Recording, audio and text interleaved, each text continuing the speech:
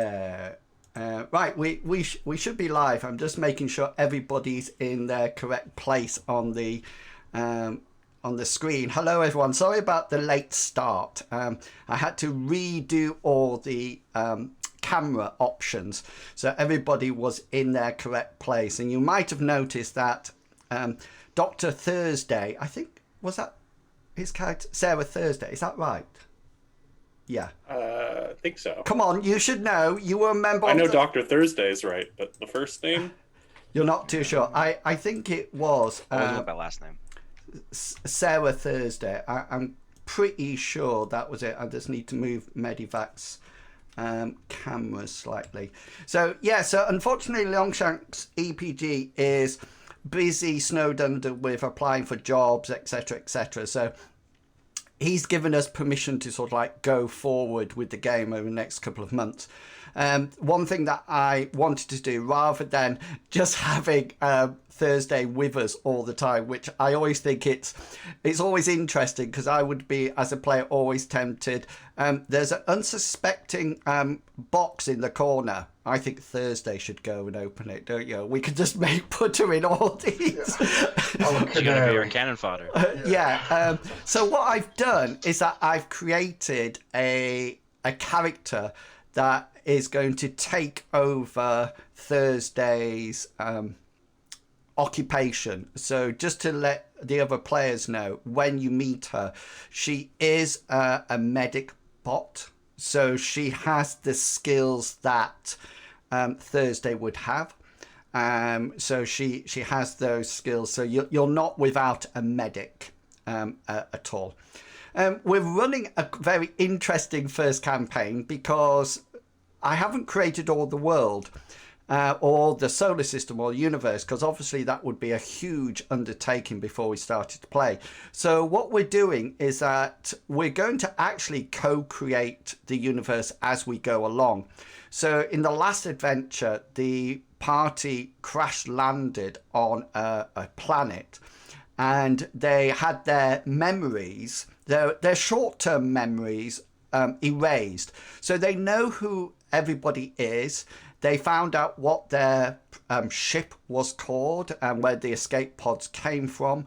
They also know each other and they know their skills, but they're not too sure about what's happened in the background, what's happened before this session or before this campaign. And what we're going to do is that as new things come in to the campaign and they start to interact with new things, then we're going to do a bit of background creation. So say, for example, they get into trouble with the local law enforcers. I will say to them, okay then, so what's your character's relationship to law enforcers? You know, how do you view them? How do you not view them? And so forth and so on. So as they encounter the aspects of the universe, they can decide whether or not they're for or against or neutral, or whether or not it's something that's happened in their background or something that's never happened and they have no idea. And so we're going to build the world together. Later on in this session, they're actually going to start to equip their characters, because obviously they landed on this planet with very little. And then again, I've devised a little bit of role play as they collect and say what equipment they actually have. The only other thing that we've changed is that if you remember Mithras, it has luck points. And M-Space has luck points as well. But we've changed it slightly, and I thought it worked really well last time we had a session. I thought, so normally I have no luck points and the party has them. I can give mobs luck points to use, but I've refrained from doing it at the moment. But until last time we played. So in this system, what we're going to do is that whenever a player uses a luck point, and they can use them anytime they want, then I, as the GM, get a luck point. Okay, so I start off the adventure with no luck points, and they start off the adventure with all the luck points, or the sessions, should I say. And then as they use them, I gain them, and then I can use them to affect rolls. We're not allowed to double luck anything. So if I roll and hit and somebody says, I want to use a luck point to make you roll again, and I roll it again and I miss, I can't then say, well, I'm going to use a luck point to roll it again or to reverse it. There's only one luck point per roll or per encounter or situation or task. Okay, and that's the same as normal rules in any case, and then that's it. So I'm going to give you a brief synopsis in a second about where the players are, etc. But I'm going to allow them a brief moment, because they won't need a huge amount of time, to introduce who they're playing and generally something about their character that they found out in the last adventure or the last session. And as always, Mr. Pickles, we come to you first. Off you go. I'm Mr. Pickles, and I play Zach Newman. He's our gruff ex-law enforcement character. He's very used to dealing with criminals and law enforcement, and sometimes they're both. He's sort of our tough guy. He brings the law to the party, which is also what he calls his shotgun. Which is that shotgun is absolutely unbelievable. Well, is it sort of like 3d6's worth of damage on it? And I guess that's only if I'm doing the single shot, because there's rules for burst fire. There is. We haven't played with. 8-shot round. I was looking that over. I don't think we learned anything about Zach Newman from this planet, but we did see him blow up a lot of sandworms. So I'm going to throw the microphone over to Medevac. And thank you. Hi, I'm Medevac. I'm playing James Minsk, a cocksure, confident starship pilot. He likes to take the lead. He's not always right, but in his own head, he is. That's all that matters. And really, that's it. He's a little bit sneaky. He has a wrist blaster, which he can just flick out with his hand, and it will come from his wrist into his hand, and he can fire. So it's usually concealed, which is nice. Not as many shots as an ordinary blaster, but he's counting. And with that, I shall pass on to... Sorry, Medevac, the other thing that we found out about James Minsk, is that right?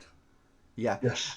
Was that he came from a planet, a sand planet, similar to this Piles. one. What was that, Little sorry? piles. He made the little piles. Yeah, little piles. Oh, do you know, I completely forgot about that. Yeah, I know, I remember that. That's really good.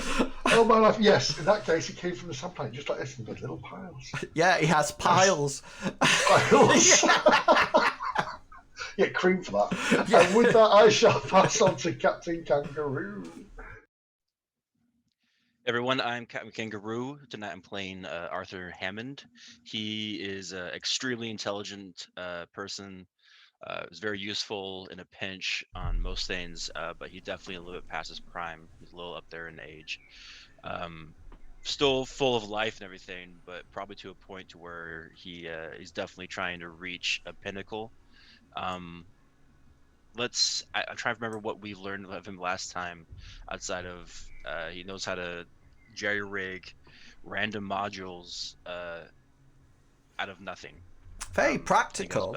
I think we learned that he was very practical last time. I see a lot of myself in Arthur. So just to pick up, if you remember last time, Hammond, is that his name? Yeah, Hammond wanted to start to construct things from makeshift items, and what we've done is that we've created a skill called jury rigging that was actually from Shadowrun, where I got it from. But what we've done is that we brought it across, and then I've let Captain change his skills round, so he still has the same points of skills, but he's now got jury rigging, and that then allows him to create things not out of nothing. Obviously, if he's in an empty room, he cannot create a tank or anything like that. But if you remember the good old days of MacGyver, The A-Team? MacGyver and the A-Team, then that's definitely where he's sort of like the idea comes from. Now, the other thing I would like to say, just before I go off and give you a bit of synopsis, is that if you wish to follow along what happens in the campaign, then we do have a World Anvil site that you can go along as things appear within the world. It'll appear on the page. There will be, it's just like the Mithras page. There's one of these for Mithras as well. If you wish to see some of the background information, including my adventure notes, then you can see that. If you go along to the Patreon page, there's some tiers there that you can subscribe to for on a monthly basis, and then you can actually see behind the scenes either the organizations, etc., that I've created, or even the notes after I've finished them, just to reassure everybody that there's nothing in those notes, players, that you don't already know, so people can't come. And things like character plot lines, because I have a separate plot line for each of you, those do not appear. Those are still hidden below several layers of decryption. So so the party found themselves on a sand-covered planet last week. They arose from not necessarily status or cryogenics or anything like that, but maybe just passing out or fainting or something, and they woke up in their escape pods that were half buried in a sand planet. For miles in every direction there was sand. Luckily the escape pods had some essentials on them, and if you go along to the World Anvil page, you'll be able to see the contents. That was for each. So each of them now have some armor on underneath their normal clothes. That gives them some protection. They have some of their own weapons if they created those in character generation, for example the shotgun. They all have blasters and knives as standards, but they can have other weapons that they've created. But generally they just have that. They have nothing else. They found out that their ship was called the Cicada. They got that, but apart from that, there was nothing else that they could, no information they could gain, apart from, and I forget who it was, probably Hammond, I would have thought, did a scan, and they found a probe signal. And the signal was sending out some kind of message, some kind of code, and they weren't able to decipher it, so they well, I was going to say set sail then, but they set their expedition across the sand desert planet to reach the probe. They got attacked by sandworms on the way there. Thursday very narrowly avoiding being gobbled up by one, which I almost hoped had happened, because it would have allowed Thursday to do something that she has. That would have been really interesting, but unfortunately I missed her, or she dodged out the way, which was fine. They dealt with those, and then they continued over, and they came to somewhat of a temple, some kind of area that had obelisks toppled over, rocky outcrops and things, and they found the probe. And the probe is still operational, but it's buried in sand. And they started to do what's known as a conflict roll to try to dig out the probe. And it was while they were doing this and night started to settle, then overhead came a shuttlecraft. And the shuttlecraft circulated round and then landed. And out of the shuttlecraft came 3 people. A guy who was obviously somewhat in charge, and 2 female members of the party came out of the shuttle. The only thing the party do know is that the shuttle is probably for 4 people, and you assume that the pilot is still in the shuttle. The shuttle landed, the side door opened, and out stepped the 3 people. They're human. If you remember, they're dressed quite casually, but almost in a work-like environment. So you figured they have some kind of armor on, maybe the same as yours, but they don't seem to have any sort of heavy armor on, but they are armed. but their weapons are in their thigh or holsters, and they don't seem to be threatening in any way. And they have stepped out, and that's where we left it last time, I think. Was that correct? Yeah. Yeah, brilliant. Okay, I then. think they'd said something to us. Yeah, then what do we have here or something like that? Right, what do you Yeah. have here? Okay, then. And so we're going to pick it up from them saying that. And the guy inside at the front sort of say, I forget the accent I had, but I'll just make one up. It'll be the same as it always is, don't worry. And he sort of says, what do we have here then? And he sort of like touches his hand to his earpiece. And he says, lights, please. And you notice that two rather spotlight devices on top of the shuttle come out of their housing and rotate round and flood the area with light. They are behind these people, so they are somewhat silhouetted, but not completely. The light is not blinding you in any sense, but it is casting light across everywhere. At this point, I'm assuming that you will have stopped what you're doing and stood up to face the oncoming, but no weapons as yet have been drawn. No. Well, as soon as the lights go on, Minsk is going to put up his hand and say, whoa, whoa, whoa, whoa, whoa, turn those lights off. You're going to destroy my vision here. We're just doing a little dig over here, so we're just minding our own business now. How can we help you guys? Yeah, anybody else wish to do anything? I'll go for it. I'll go last here. No, I'm just gonna hand back and have the pilot talk for us for a sec. Hopefully, maybe he doesn't start anything. Okay. What about you, Newman? I was hoping I might be able to use my Streetwise or my Insight to give an ocular pat down and see if I get a vibe from them, like they're criminals or travelers or perhaps like workers that come to the okay then. So use your Streetwise and you can augment it with your Insight. Just to let players know, you should now have augment and blind roll as options on your bar. If you don't have them, then go into the macro button at the top and make sure that it says show macro quick bar, and then you should have it. So the augment will automatically GM stands for Glorious Master. Yeah, it does. Great Master. Okay then.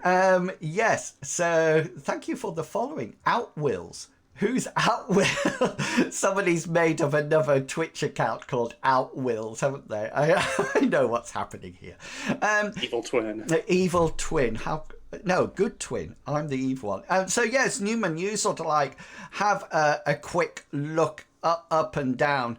You've seen people like this before. You're not too sure where, but you feel that you've had some kind of dealings with these sort of people. You seem to recognize them as salvagers, people who go around planets or areas on planets or in space that recover non-essential items or non-precious items to actually collect them and gain some kind of profit from it. You also, in acknowledging this, you also suddenly get a feeling that your group are perhaps salvagers.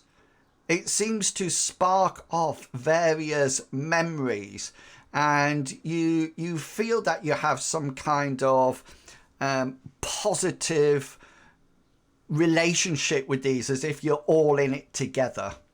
Yeah. So Minx, do you want to stay where you are, or come forward to take a more of a lead position? Yeah, I will kind of spread out this way so there's a bit more of a distance between us, if that's okay. Yeah. And the guy at the front, sort of like still, as he sort of like walks forward, says into his communicator, as you think it is, he says ambient mode. And what that the harshness of the lights dim, and it gives a more of a glow to the area, giving you enough light to probably read by and talk to, but maybe not enough light to carefully examine something. And they actually walk forward quite naturally, and as they see Minsk coming up to one side, the two ladies stop at a distance, and the guy sort of like comes up to you. I'm just going to make him bigger so there's not a size advantage here. And he comes up to you, and he sort of like extends his blaster hand to you, and sort of like says, he sort of like goes, Captain, are you the captain of this crew? I'm indeed. Now I'll firmly shake his hand, being careful not to trigger my blaster. Yeah. Yeah, I am. Yeah, bang. Yeah, and he sort of like... Who do I have the pleasure of meeting? Who are you? Yeah, and he sort of like, as he holds out his hand, and you notice that his hand is gloved. He seems to have almost like black synthetic gloves on that just cover his hand. They don't go any further up his sleeve, and you can tell straight away that he has like a multi-scanner on his wrist. And close enough now, you can also see that he's wearing some kind of communication device, that he's obviously talking to somebody in the shuttle. And he says, Captain Seven. Captain Seven, pleased to meet you. I'm Captain Minsk. Captain of what? The Cicada. You may have heard of it. Beautiful ship. We hate to tell you this, Captain, but your ship is not that beautiful anymore. I'm sorry. Go on. Well, I hate to tell you this, but your ship is in quite a few pieces, drifting slightly off geocentric orbit. You know, that's really, really strange and fills in so many blanks. Why didn't you guys tell us about this? As I turn around looking at Hammond and Newman. It'll probably explain why we're on this planet, wouldn't it?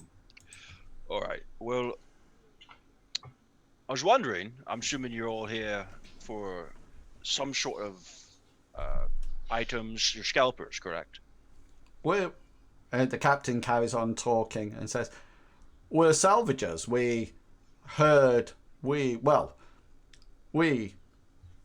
scanned and picked up the... And he sort of like looks past you, Newman.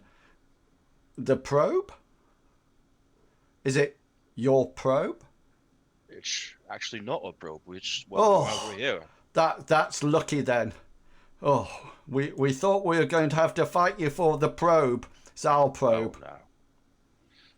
No. That's fine. All I ask is, since we're here, maybe we can get a ride back into civilization. The lady who looks a bit like a superhero with a mask on, but the really glasses that are sort of like holding up two fingers, and it sort of like comes over, and she sort of like comes close to you, and she has a cheeky smirk on her face, and you figure that she's quite young, maybe early 20s. She has quite orange hair, as you can see, and she's sort of like, she's very curvy but not fat in any sense of the word, and her outfit is very sleek and tight fitting and quite ample up at the top, and she sort of like comes up to you and holds her hand out to you, Hammond, but not in a handshake like this. and she sort of like holds it out, and she sort of like says to you, Persephone, and you being?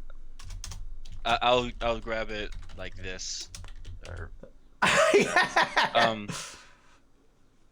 charmed, my dear. I'm Hammond, Arthur Hammond. You know, Mr. Hammond, you remind me of somebody I'm very fond of. Oh, who would that be? And she sort of like she glances over her shoulder towards the purple-haired or pinky purple-haired woman. Just make an insight roll.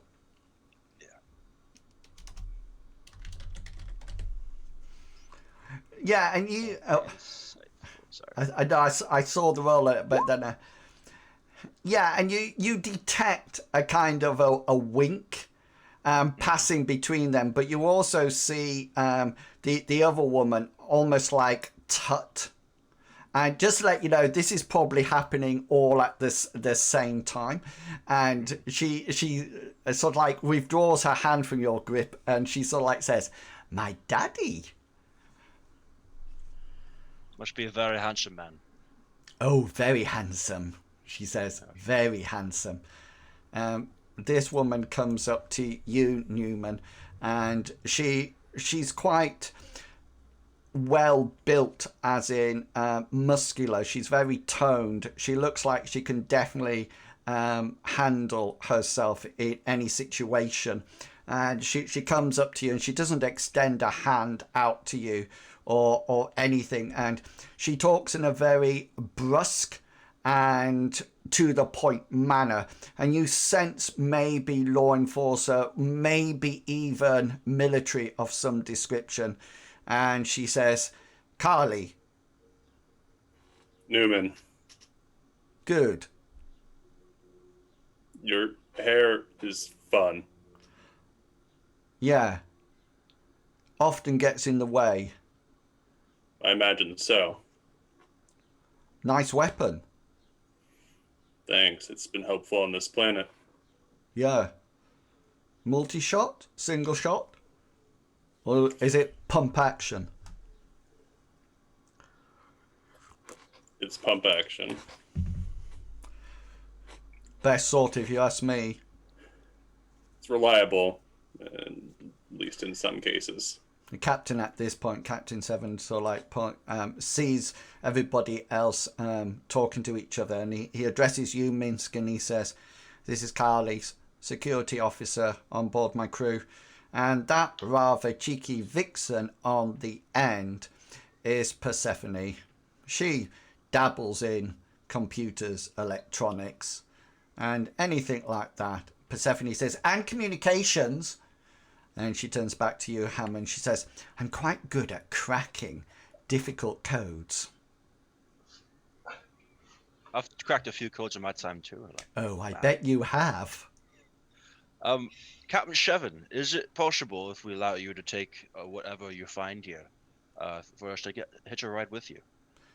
And Captain Seven says, "I'm quite happy to transport you all back to the nearest star base. That would not be a problem. Tell me, what were you doing in this sector?" That was so funny. Everybody was going. I'll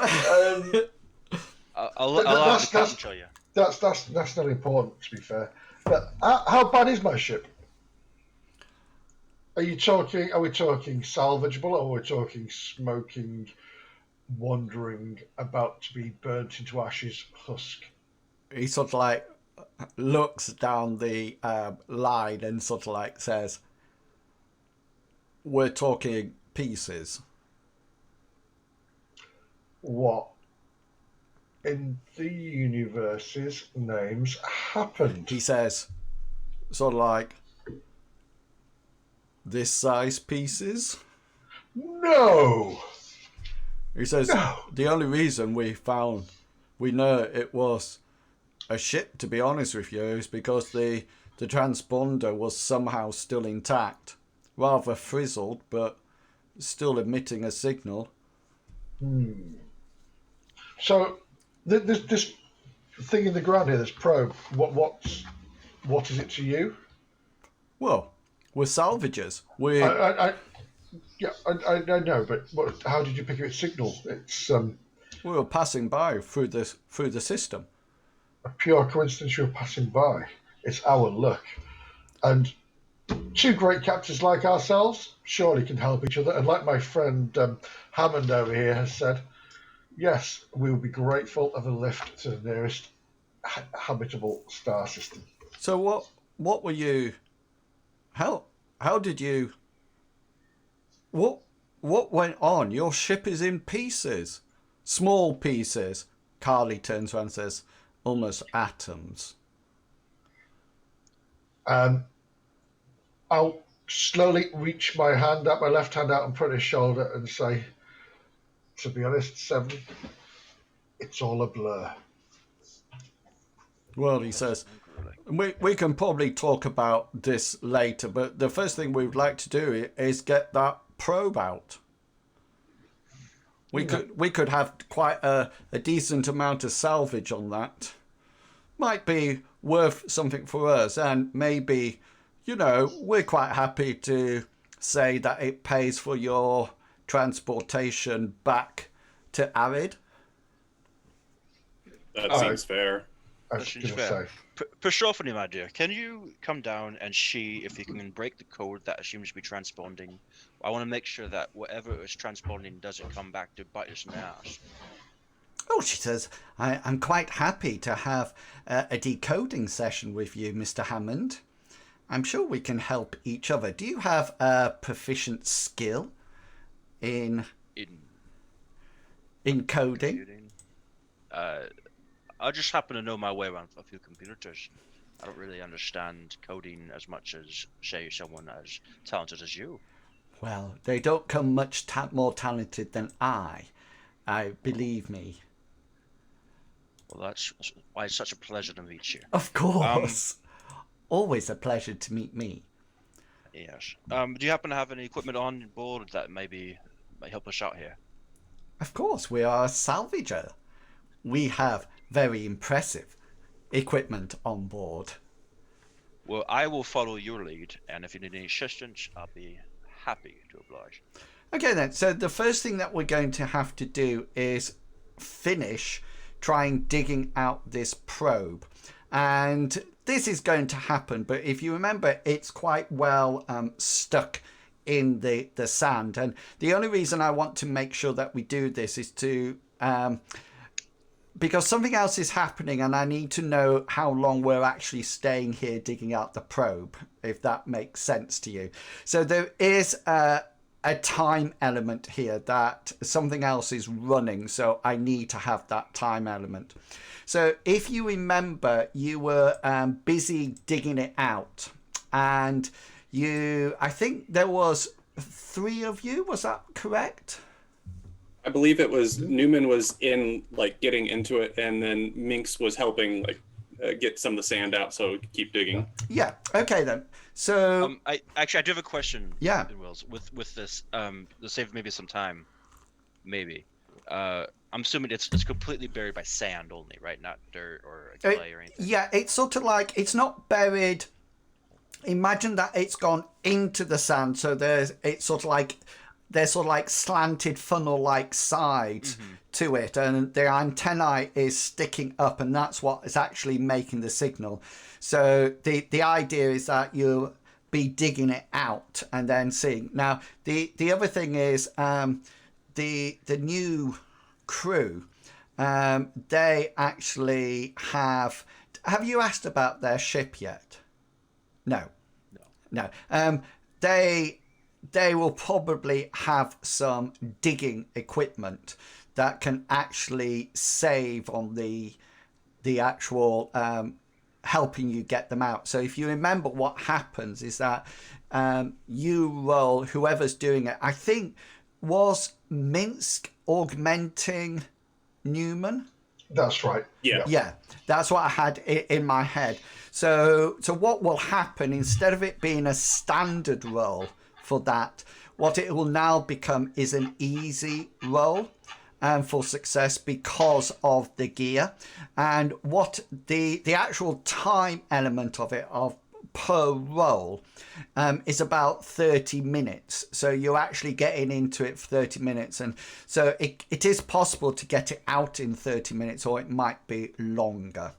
Okay, so what will happen? So Hammond, what did you want to chip in there? I was thinking of if we create some sort of seismic generator that will vibrate the item, it might be able to shake up and lift off from the sand. Yeah, so having to dig so it. you could probably make something like that over a number of hours.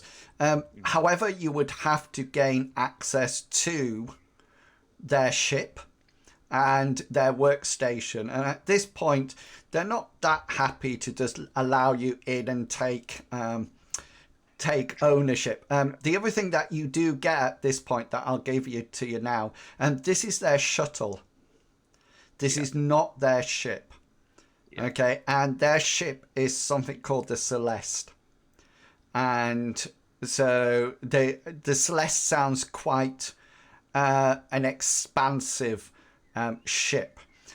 What does happen is Minsk, Captain Seven is really keen to have a discussion with you. And to sort of, so you two are not actually going to be involved. I'm just moving you over to one side. I was going to say, Minsk will point to a couple of boulders and say, yeah, let's go and have a sit down there and let the people work. Yeah. So what I'm going to ask Newman to do, and then Hammond and Persephone, you're going to work on the actual computer decoding in a second. So what you need to do for me, Newman, and Carly is helping you with this, but she's using her own dice rolls. So the first thing that you need to do is roll for me your brawn. That's the first thing that you need to roll. Before and you said I have a shovel, making it an easy roll? Yeah, so it'll be an easy, you're not going for standard, you're going for, and this is really important because obviously Carly is looking at you at this point of time. Yeah, I want to give you. Newman is charmed by this lady not being like the other lady, and I would like to use a point to reroll. Okay then. So I'm going to let you, because you could probably see my roll there. I've just fumbled. No, I just super critted on my prone roll. So my brawn roll. So you have to roll it again to see what you get. If I'd failed, I would have left it. Okay then. So that does it with the easy 59 out of 65, doesn't it? So you're fine, and that's quite a good roll. It's not a crit worthy roll. So what I would like you to do is roll for me 1d6, and this would be the amount of damage you do to the conflict pool and the amount of time you sort of like spend to get out of it. I'm just going to roll Carly's roll while this is going on. Wow. She slips and I mean, what does this say? 1 and a 100. Yeah. What does this say about today's session? It means the numbers in between are missing. Yeah, I go from a complete and utter crit to a complete and utter fumble. Okay then, so 1d4. Okay then, that's absolutely fine. So it's going to take you roughly about 2 hours to get this probe out. And while that is happening, Hammond, Persephone is going to take you into the shuttle. It's quite a basic shuttle, but it's got like a science workstation on there, and it's got a computer system there. And you can see that she's already tapped into the signal that's coming from the probe, and you two will be in there tapping away and trying to decipher the actual code. Now, what's your your computer skill is, what is it, 62? Yeah. Yeah, that's brilliant. So you're doing a similar conflict role now. So Okay. you're actually sort of like working, trying to figure it out. The code has a point score, and what you're going to do is roll, and then we'll see how long it takes you to crack it. So she's going to do it as well. She's going to be not supporting you. She wants to work alone, and you get this distinct sense that she wants to crack this before you do. Got it. Okay, it's a competition. All right. Yeah, exactly. So first things first, if you roll your intelligence. Okay. No, sorry, your computer. Sorry. Okay, I was like, yeah. intelligence. Your computer. Yeah. Can I do? I'm gonna do this. I'm gonna use my first point of luck of the day, and I'm gonna retry that. I'm not going to waste my luck on skill rolls. I'm waiting for the combat.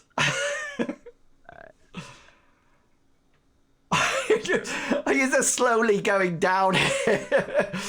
Okay, let's see. It's just Windows XP. So Carly, Persephone gets a 70, which is actually below her computer skill. By her computer skill, if you're interested, is 82.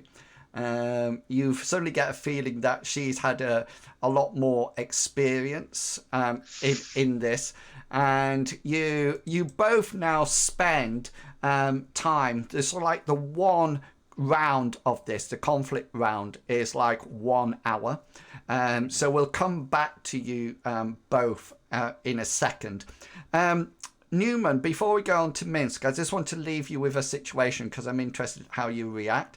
So you and Carly are digging out this probe, but because she fumbled at one point, just as you're about to swap over to see who to do, the other person allows to do some digging, she actually fumbles. She actually slips on some sand. The sand gives way, and she sort of like lurches forward, virtually into your arms, and you sort of like catch her before she hits the sand. Okay, so that's her fumble, which worked really well for you because now you're holding this ex-military lady. And yeah, I'm just interested in your reaction. You don't have to give me it straight away because I'm going to go over to Minsk and we're going to have a discussion. Then I'll come back to you.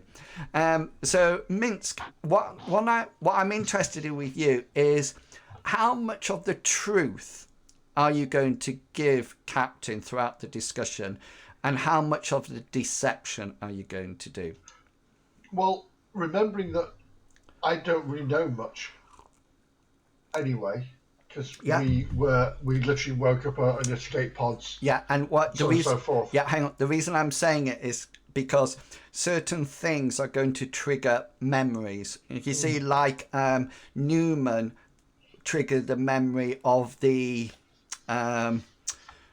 salvagers. So that's right. Yes. So when he says something, I'll be saying to you that triggers a memory, and I'm interested to know whether or not we could do it part by part if you wish. I'm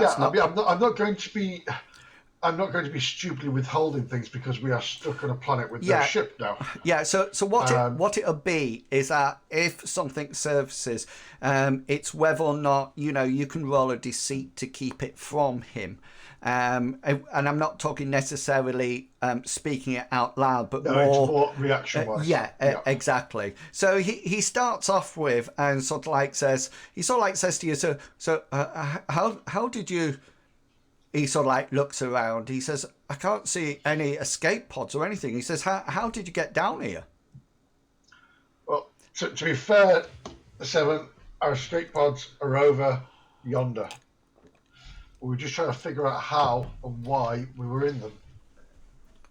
Well, he says, I can tell you why you were in them. I think you've already told me. Yeah, Go he on, says, tell your me. bloody ship's destroyed. Right. Rub it in. That makes sense. I forgot about that. Just Yeah. keep saying that. You know, you're choking me up here. He sort of like looks. He said he looks. Do you know that old Cicada was a beautiful ship. She's taken us to many a place. Yeah. I'm sad to see her go. I can imagine. He sort of like looks at Newman and Hammond. And he says, "Is this all that's left of your crew?" As far as I know, as far as I'm aware. Right. So I'm assuming all escape pods got out. You being the captain, I presume yours would be the last. I know it's an age-old stupid naval tradition, but you know, Of course it is. captain going down. The captain never leaves a sinking ship until the last man is off, old woman. So you managed to get your crew off via the escape pods. Well, It's up to you now. If you want to bluff your way through it and say yes, or you can tell him the truth and say you don't know. Do you know what? At this point, I am going to tell him the truth, and I'm going to say, as I said earlier, Seven, my mind, my memory is fuzzy over what happened. We were here. I didn't even know my ship had blown up, and then we're here. So I'm assuming that everybody got to a pod and got out. Because if I'm here, then they must have done. Let's hope they don't get. This planet has some quite indigenous life forms in them. Oh, we've met them, and trust me, we are very capable of dealing with them, as you probably see because we're here. Yeah, he says I didn't know whether or not you had lost anyone to them on their way across. There was something very strange about your transponder. Pray tell. The only information it had in it was the ship's name. Everything else had been wiped. That can't be right. Well, that's what we thought, but we picked it up. And yeah, every other circuit, every other piece of electronic frazzled. So So you're saying that there's no record of what happened to us. We have that transponder that you found was our probably only hope of finding why my ship was blown to the Seven Suns. Well, he says, there might be something else. He says there's definitely nothing in the transponder. We picked it up and Persephone over there gave it a look over. Quite interesting when we opened it. Every single circuit fried. So deliberately fried by the sounds of it. You weren't carrying any explosives on board, were you? No. Nothing that you might want to confess, captain to captain? Why would I confess something that I know I didn't? Takes something quite big to destroy a starship. Takes something even bigger to... As a captain to another captain, would you put something in your ship that would put your ship, your livelihood, your friend's livelihood, your family's livelihood at risk? Roll an insight roll. Probably yes, don't you? He says the following, but you don't think he really means it. He says, if the money's right, he says, I'll put anything in my ship. And with that, I'll sort of like do a knowing nod. Yeah, and he has one more question for you before I move on to somebody else, so you've got time to think about it. He says, there was something strange in the general area of your ship. There seemed to be some kind of electrical resonance. Would you know anything about that? Not. And I'll leave you there, and we'll zip back to Newman, who Carly has just fallen into your arms obviously by accident, she's not trying to throw herself at you, but she slipped on the sand. What's going to be Newman's reaction? I think he reacted quick enough to catch her, and it's more of like a movement of trying to catch a fellow officer from like falling off something, and then it's a realization is you could have injured yourself. And she sort of like she sort of like pauses for a moment in that sort of like captured or caught position, and then your eyes meet each other, and then she sort of like quickly straightens herself out and says, maybe you should, she says, why don't you come out of the pit before I try to get in? Yeah, that's probably a good idea. Yeah. Hammond, roll your computer skill for me. Ooh, see if I got any better. I pressed the thing.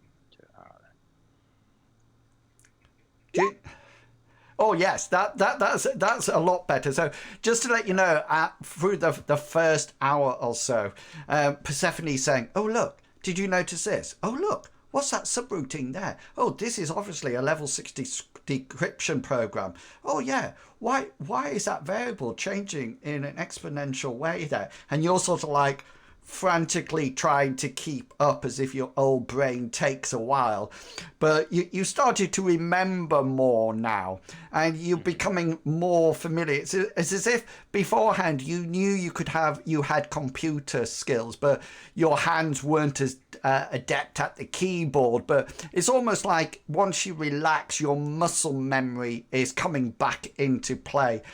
Could you roll for me a D8 for this one? All right. Yeah. So this is so remember, there's a pool, a number, and what you're doing, each of the case of Hammond and Newman, you're attacking that pool, and then once you get down to 0, the pool it's released, and then that's it. So you've taken 1 off the computer hacking pool. Let's just see how Persephone does. I think you're. Damn. I think you're slightly outmatched here. I can be best at everything. Hammond does. You notice that her fingers are really quick over the keyboard, and she's constantly sort of like talking about things left, right, and centre. And at this point now, Newman and Carly, you've actually extracted the probe, and you've got it out of the ground. What does Newman suggest to do with it?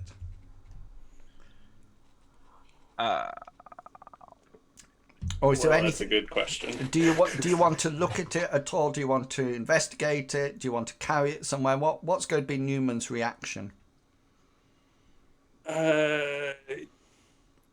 He'll say to Carly, "We better inform the others. They'll know what to do with this." And yeah, so you sort of like pop it down on the sand, and Carly sort of like touches her ear and says, "Persephone, we've got it." And Hammond, you sort of like hear Persephone almost in a very excited, you don't hear the incoming transmission. She sort of says, "On my way." And she sort of like turns to you, Hammond, and said, "Come on, try to keep up." And as she goes by, she picks up what appears to be a toolkit in a case or something, and she just like picks it up as we go past. Yeah, Minsk, how do you want to reply to the captain?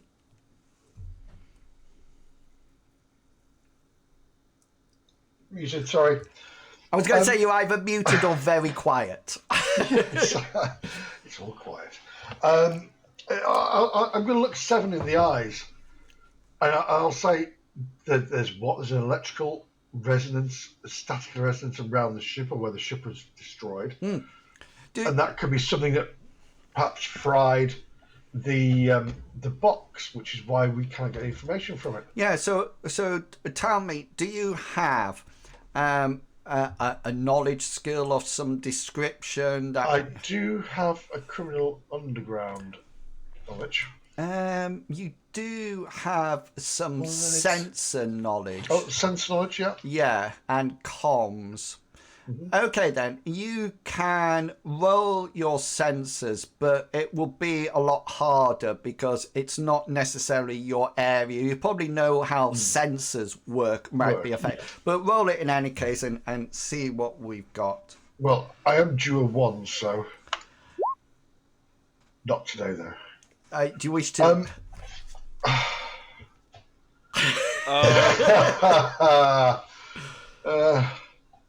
Are you trying to impress the other captain? Yeah. Do you know what? I am going to look at, yes. Oh, I'm can't gonna- wait I'm to gonna- the final combat. But it's going to be hard, isn't it? Oh, damn. It's going to be hard though, isn't it? I need it to be hard. Or higher. Or higher. So I can't just reverse it. Damn. No, you have to re-roll it. Stupid boy. There we go. No. Yeah, and you're sort of like thinking, you remember sometime in your class that you were taught something about electrical residue, but you're not too sure what, and you probably make a mental note at one point to maybe ask Hammond or someone else who actually has that knowledge what that could actually mean. Yeah. Yeah, and Seven sort of like you sort of like not too sure, and he says, luckily we got a sample. He says we got some data relating to it, so it'd be good to see what you make of it. Maybe you can get your science officers to have a look at it, or maybe even your science division or department. Depending how many you have or did have on your ship. And at this point, Hammond and Carly sort of like signal to you that the probe's out of the sand and is on, and you can see Minsk, you can see Persephone coming out at quite a jog, and Hammond sort of like hobbling after it, and it looks like a standard, what you see as a standard probe. Could Minsk and Hammond and Newman, could you make me a blind roll to me? I'm hoping that only I can see that. Is that correct? Or can you see? Just a standard blind. Oh, done. Yeah. There we go. So can you see what the answers? No. No. I can't see anything. No. Okay then. So, Hammond, you actually rolled twice, but I'm going to take the first one. Yeah, I just pressed it once, but I don't know why. Yeah. So it sort of like comes out, and Hammond, as you get close, the stream can see your rolls as well.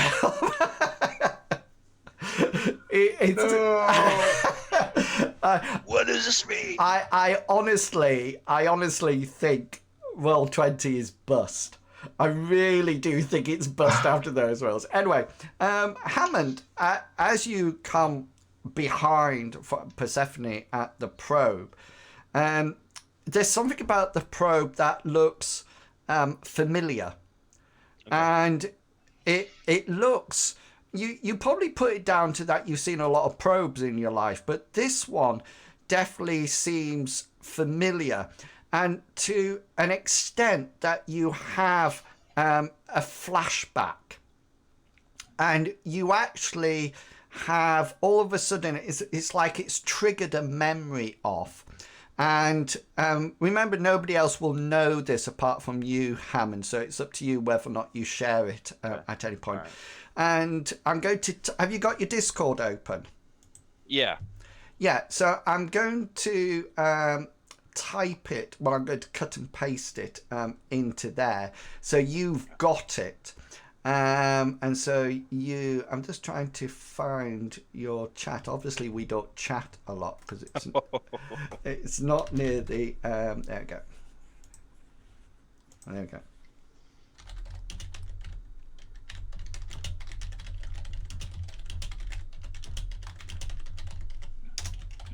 Okay, that's what you pick up. All right. Does that make sense? Okay. Yeah. Just to let you know, I don't mind sharing with this. Newman, you got a 99.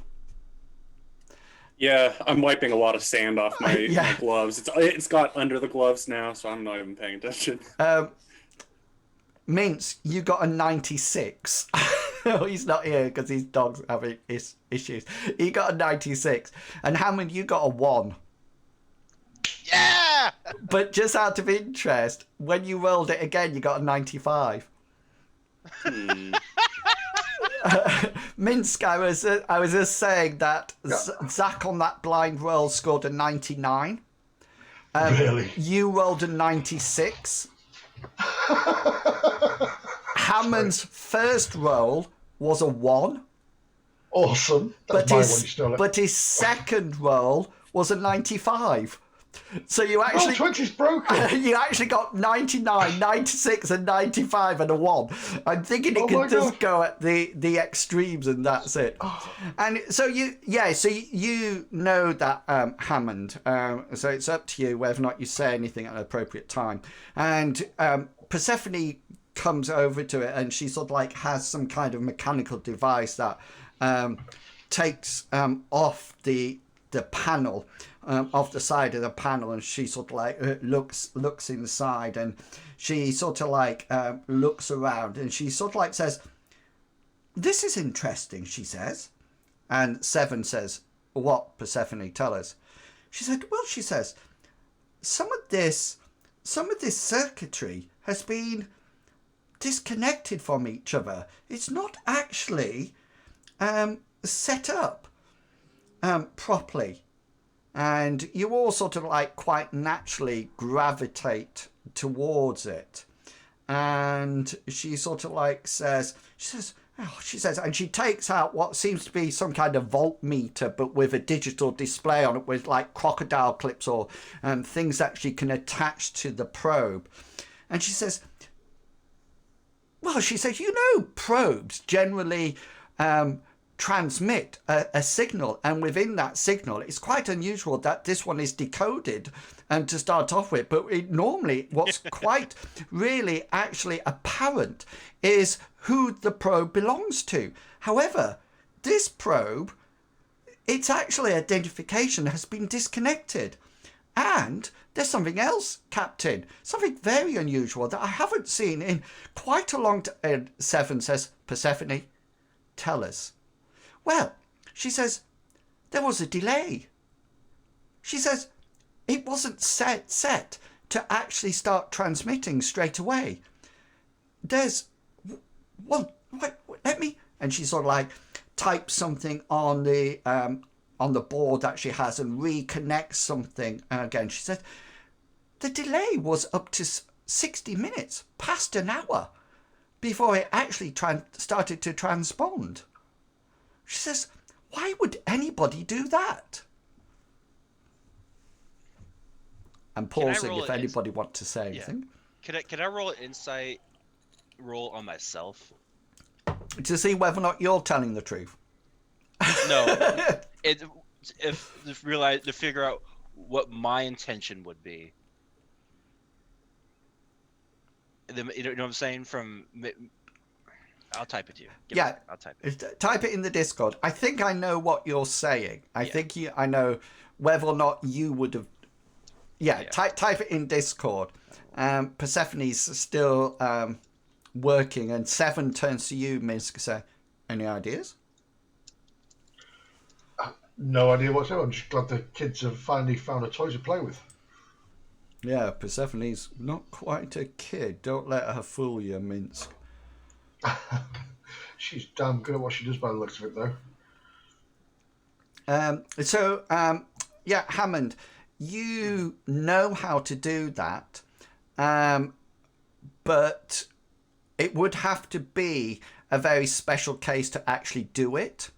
It would generally mean that you wouldn't want the signal to be heard straight away. Got it. Okay, so you're trying essentially. Okay. Yeah. Persephone, my dear, may I jump in there and see. Oh if I yes, she can says clear up something. there's room for another one in here. She says, and she sort of like moves the sort of like the panel away and sort of like taps the sand next to her to sit by her. I'm going to, because I think I might have some familiarity with this, probably even a bit more than her.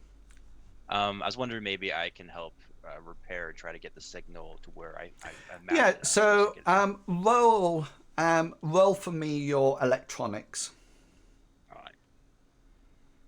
Come on, baby. Yeah. You.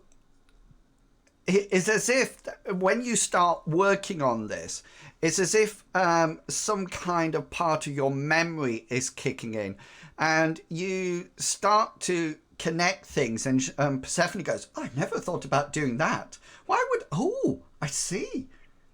Oh, so she sort of like looks at you, and she looks somehow puzzled at you, as you're almost like your muscle memory comes in.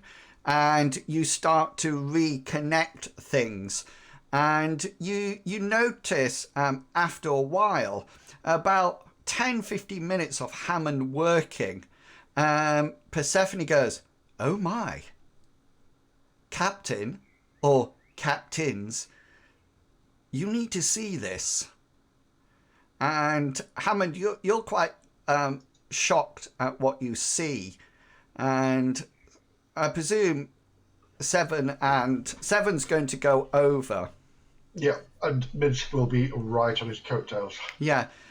So you get over, and after Hammond's done some reconnecting, almost like to the complete admiration of Persephone, on her digital readout, is the serial number of the probe.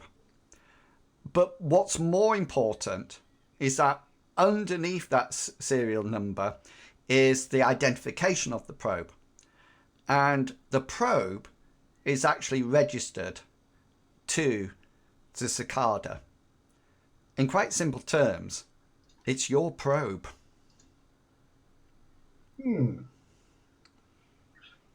It's nothing like having a good probe. Well done, Hammond. Yes. Well, hopefully this sparks some sort of memory in all of us. But I guess in the end it was our probe that saved our lives. Luckily. And Persephone turns to you, Hammond, and said, if this is your probe, then surely it must be your code?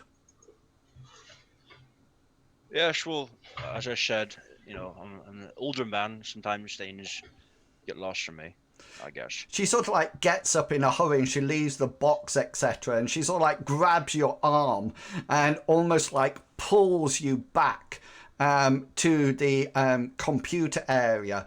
And when you get back, you suddenly, you start to remember your decryption and how you did it. And you don't need to roll a computer skill for this. And you start to work out, and you suddenly realize that the code that you were trying to break before was actually your code. And it actually had a code rating of 62, the same as your own computer rating. And you manage to decipher the code. And probably at that point, or even if you don't, the rest of the party of both ships have sort of like congregated around this science station. And the screen comes to life, and there seems to be a very simple list of instructions. There's only about 3 or 4 of these words, and Hammond, you get the distinct feeling from what I said in the Discord to you, that the the reason there's not a lot of detail coming up is that there was some kind of time element, and it was something that had to be done quickly rather than a huge length of time. And the 3 sentences are as follows. Okay, so the sentence 1 says, Silent Angel revealed, the weapon is real, investigate memory. All right. Does the third sentence kind of spark anything more in me? Roll your insight roll for me again. All right. Sorry. All right. So I just Actually, seeing it, Minsk and Newman can as well. Let's see whether or not it sparks anything off in... Newman, you're just looking somewhere else. I'm looking at the horizon. I'm worried about sandworms and pirates coming after us. Hammond, you're obviously into your stride now. You had 1 on the last roll. Now you're coming up to 2. All my synapses are now firing. Yeah, Things are coming together. you know. And Minsk, you start to get some memory back as well, and you start to piece certain things together, and they're very fragmented at the moment, so you don't have the whole picture, but you do. Certain words start to mean things to you, and I'm assuming these things will be shared among your crew, but not necessarily. These things are not being shared with the Celeste crew. But I'm sure you'll end up telling Newman eventually. Minsk, the first thing that really triggers the memory of is that you remember that Silent Angel was a contact or a person or a place or an area or a ship. It was something that you realized that you were going to or going to meet. Does that make sense? It does, yes. Yeah. So it was either somebody's name or place name, but you get something we were going towards. Yeah, you were going there to either arrive there or meet someone or something. That's the familiarity in you. Hammond, you get this when you see the word weapon, you get this reaction, something to do with the electromagnetic, the EMF, something to do with that, and you get a feeling that it was an unknown weapon, and the weapon is real. You get this feeling that you had gained some information about a powerful weapon that there might have been rumors about it, but when it says weapon is real, it means that. You know, it's sort of like, it's almost like you're talking to yourself, and if you had doubts about it beforehand, you don't now. This is very real. Well, could Haben at that point try to piece together, well, there's this weapon that I know is real, there's something we found is real. At the same time, our ship is literally in atoms. Could you make that connection? That would be completely up to you as a player. That's okay. That's what I'm imagining. Yeah, how you piece your memories together at this point is up to you. But, like I said, as the sessions go on, things will that's start... been my prediction thus far. Don't know if yeah. it's accurate, but the third... You might have noticed that you don't have anything for the third sentence or one of the sentences, and that would be perhaps information that Newman would have known. But he's watching the stars at the moment. Human pay attention, damn it. He's throwing stones up and trying to blast them with his shotgun as he goes out. And Seven sort of like turns to you, Minsk, and he says, well, he says, it appears that we do not have salvage rights over this. He says, it appears that it's your probe. And the question is, what's it doing on this planet? That's a very good question, and I shall ask my science officer. But how strange that we did not realize this is our probe. Yeah, he says, very strange. And we Do will, I overhear this? And we will take our break there, because this is an appropriate time to stop the story, the narrative for a while, and then come back, because you've now got various pieces of information. But there's something else that I would like to leave you with. Okay? Within the game, you are going to be allowed to have a certain number of contacts. Okay? That number of contacts is going to be 3. At various points, like this scenario here, you will meet people related to your actual area of expertise in this one, or might be completely random people. And I would like to know whether or not you would like to keep them as a contact or ditch them. If you meet any other NPCs, say for example, you meet a beggar on the street and Newman, you would like to say, I would like to keep him as a contact, then that's absolutely fine. So you don't have to wait for me, but there will be times like this that I will say, right, do you wish to keep this person as a contact? Okay, 2 rules. Number 1, you can only have 3. Next rule, you can only add. You can never take away. Okay? So if you take these people today as your contact, then you'll have 2 left. Okay? So even if you come across somebody later on that would be a brilliant contact that you think, if you're up to 3, you cannot get them. Can we go back and shoot a previous contact? No. Thank you. There is, however, a way to go above the 3. Okay? Oh. And the way to go above the 3 is to add a contact as you would add a new skill. So it would take you 5 experience rolls to actually, sorry, a new spell. It would take you 5 experience rolls to add somebody else. Oh, no, that's still good. Rana Bluester says, does each person get 3 apiece? Yes. So 9 in total. Well, 12 in total. Yes. So each one of you has 3 contact slots. You can increase it with experience roll if you wish. All the characters that you meet will have skills, but you will not know all the skills. So Minsk, you don't know 7's skills, but you know he is a captain of a salvage crew. Yeah. Okay. So what we're going to do, we're going to take a quick break.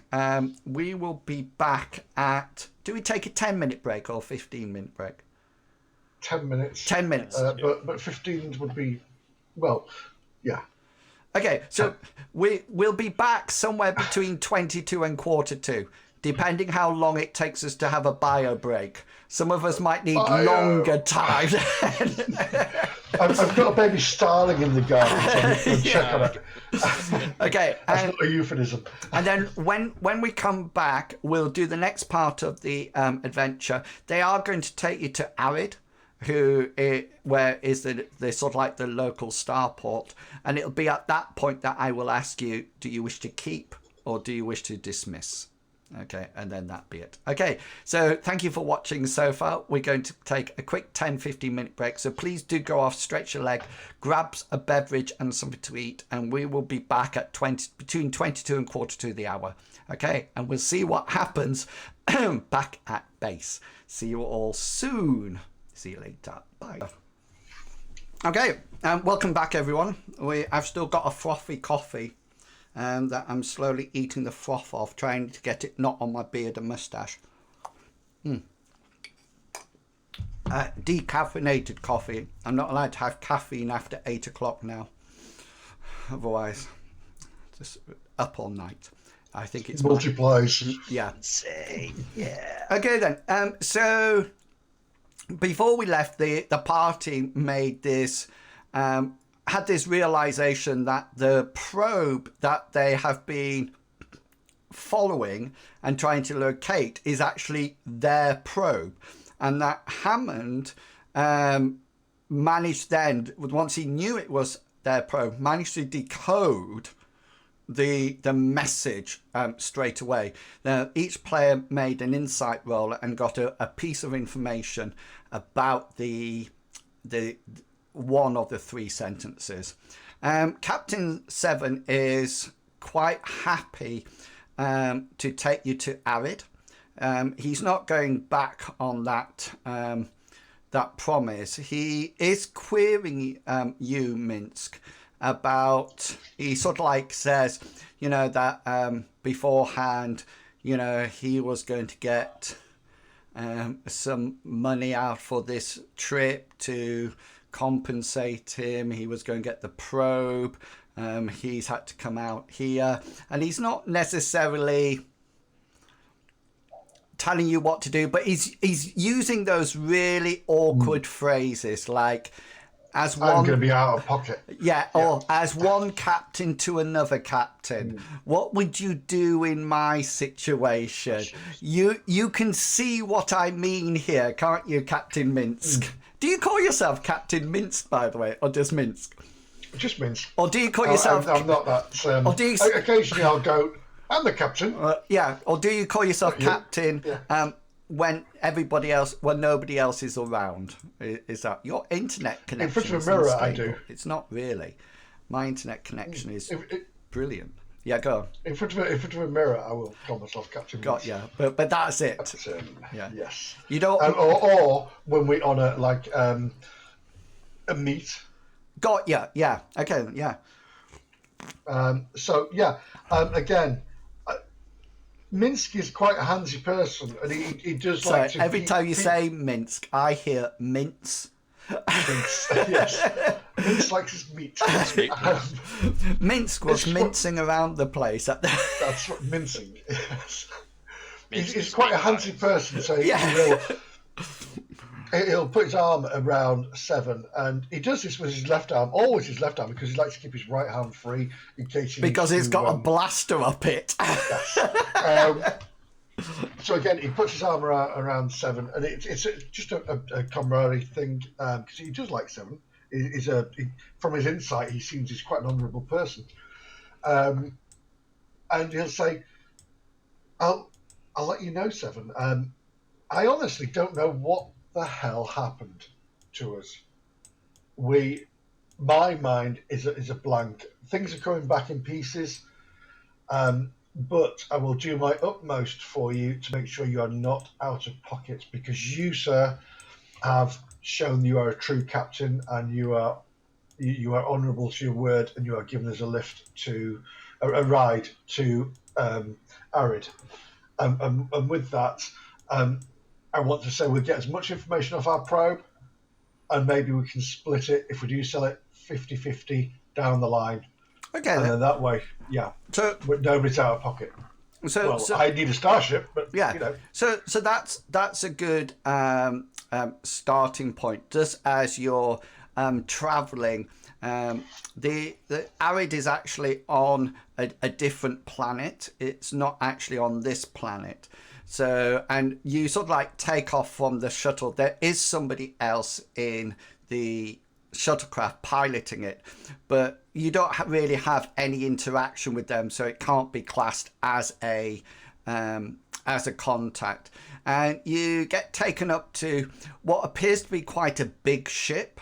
You get a feeling that it was probably the same size as what you were before.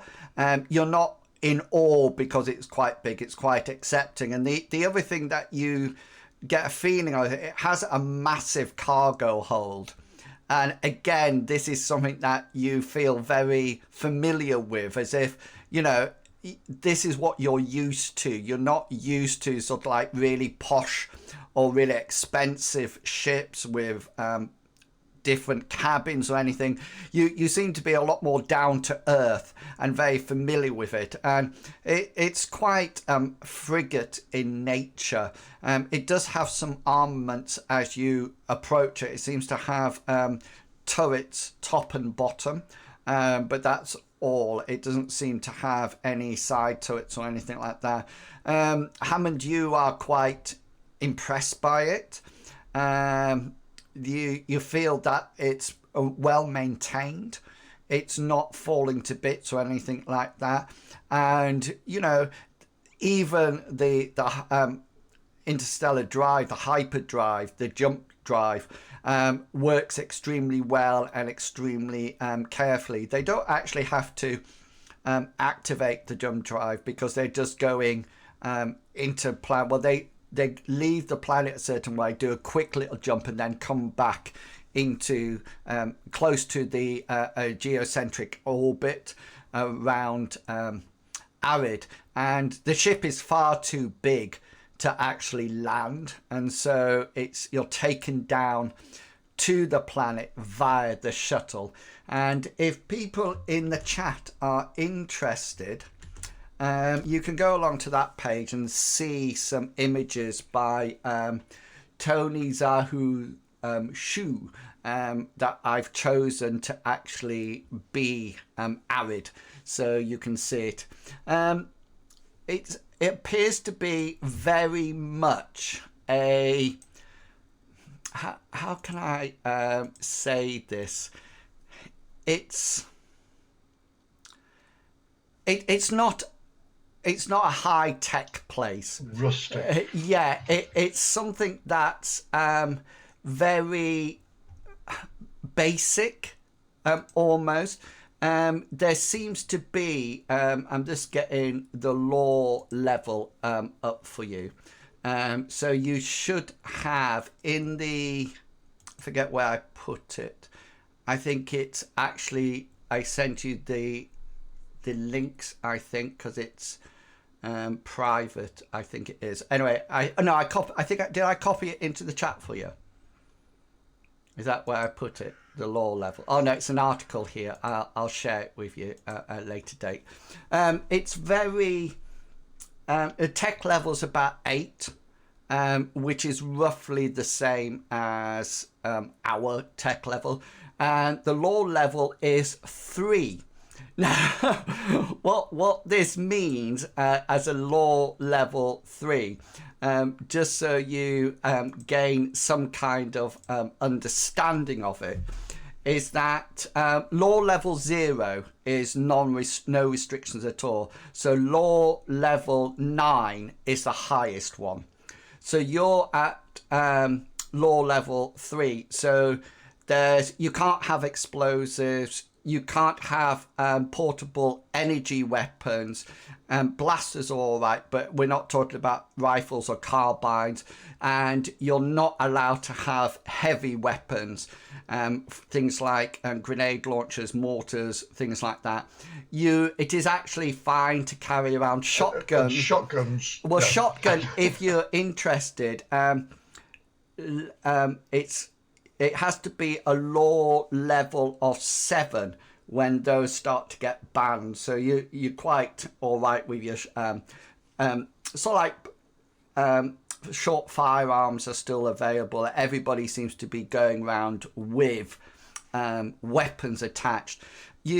As you fly over from the ship and you look down at Arid, you definitely get this feeling that it's made up almost of like cargo containers, you know, the ones that you get on docks.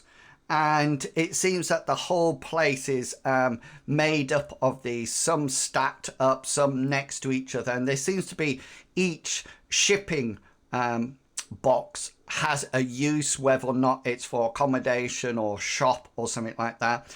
If you've watched Ready Player One, a bit like how that area that the lad lives in, something like that, You also notice that it's extremely dusty.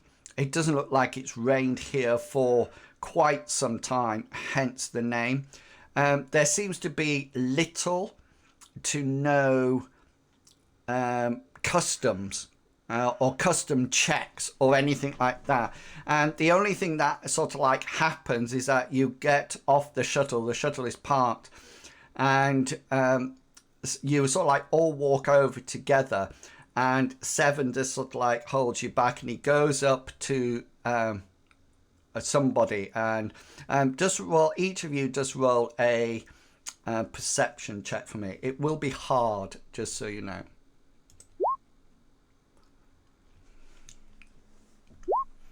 Can I just add this purely for Chugs and say, as I look out the port of the ship, I'll say, never have I seen a more wretched place of scum and villainy. Yeah.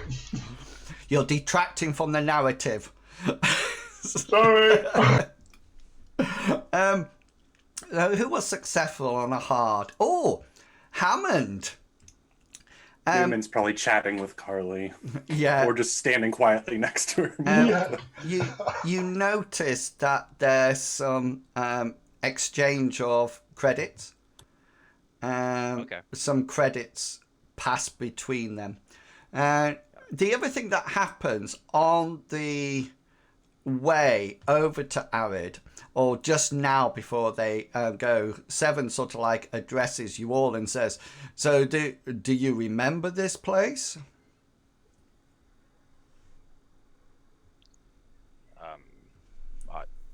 I actually, None have of you no idea do. where we're at. Oh, we do. No. Okay. None of Sorry, you do. sausage roll. No, Sam, I don't. No. What's it No, like?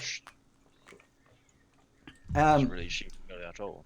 He says, well, and he says, let's just say that Core doesn't really have much influence over this place at all. So, as you can probably imagine, with no Core influence, yeah, it's a pretty nice place.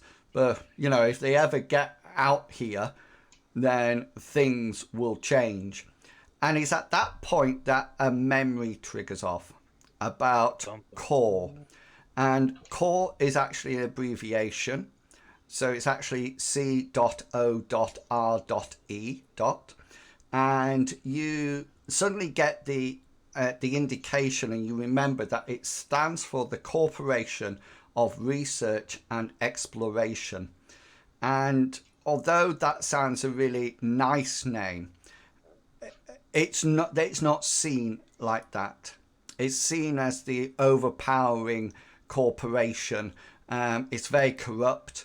They obviously have a range of research, and there's been several news items that say about, you know, being doing certain research projects on toxic gases or poisons or weapons or armor or cybernetics or robots or something like that. And you imagine it as the ruling corporation. If you want an analogy, think about the Empire in Star Wars, not the Federation in Star Trek, because the Federation is quite nice, but still that sort of like ruling body. It's very much seen as, it has a very good exterior, but everybody knows that behind its skin, it's incredibly Lots of corrupt. black ops and very... Yeah. Just verifying it in Wills. This campaign's based, like, it's very like hyper capitalist society, like the universe. It's very like the power it bees are more of private corporations rather than So you like definitely government institutions. Yeah, so you get the feeling once you remember Core that it's really run by corporations, you know, and if there's a ruling body on a planet, it's more likely to be a corporation rather than like royalty, you know, literally board members of a company. Yes, rather than... you know, and you know that memory triggers off that Core has you're not quite sure where it's centered or what the main planet is, but you do know that it's constantly reaching out, and planets are taken over. You do also realize that the exploration part of the term, some people, you remember discussing or hearing on the news webs about whether or not the E is really exploration, or should it be an Extermination? I? Yeah, Oh, no. extermination, or I for invasion. Invasion, yeah. And that's it. So one thing I would like you to think about, and don't worry about it now, is what does your character think about core? Okay. Have you had some dealings with them? Do you know something about them? Do you not bother with them? Is it something that you understand that is necessary in this world and across the solar system? They might have done some bad things, but they're still essential. They keep law and order. Or is it something that you've had a bad relationship with for some time, or a good relationship with some time, or completely not neutral? You just take it as they come. You're aware that there might be good things or bad things, but hey, what's it to you, because you have your own life. So have a think about it, and the next time we play, I would like you to include it in your intro. Brilliant. So you'll tell who you are, and then you'll tell us about your relationship with core. So Hammond, you have all the data off the probe. There is no data left in it at the moment. All right, and there's one more thing I was wondering before Seven leaves us. I was wondering if I can actually have the transponder box left from the ship. Thank you. I was going to ask the same question. Yeah, and Seven is quite happy to hand that over, because technically it's yours. There is a query about the probe. As said before, I'm quite happy to split any money from the probe 50-50, as long as we've got all the information from it that we can get. So Seven sort of like says, there's a sort of like a talk. Do you want him to sell it, or are you going to sell him and then wire transfer the credits to him? What's going to be the plan? He says, I bet you that sorry, go ahead. He does say things like, he knows some good fence. He has a fence and a fixer, so forth and so on. He says, obviously, you might have better, but, No, well, Seven, can I call you my friend? Oh, You've taken us from a planet to here.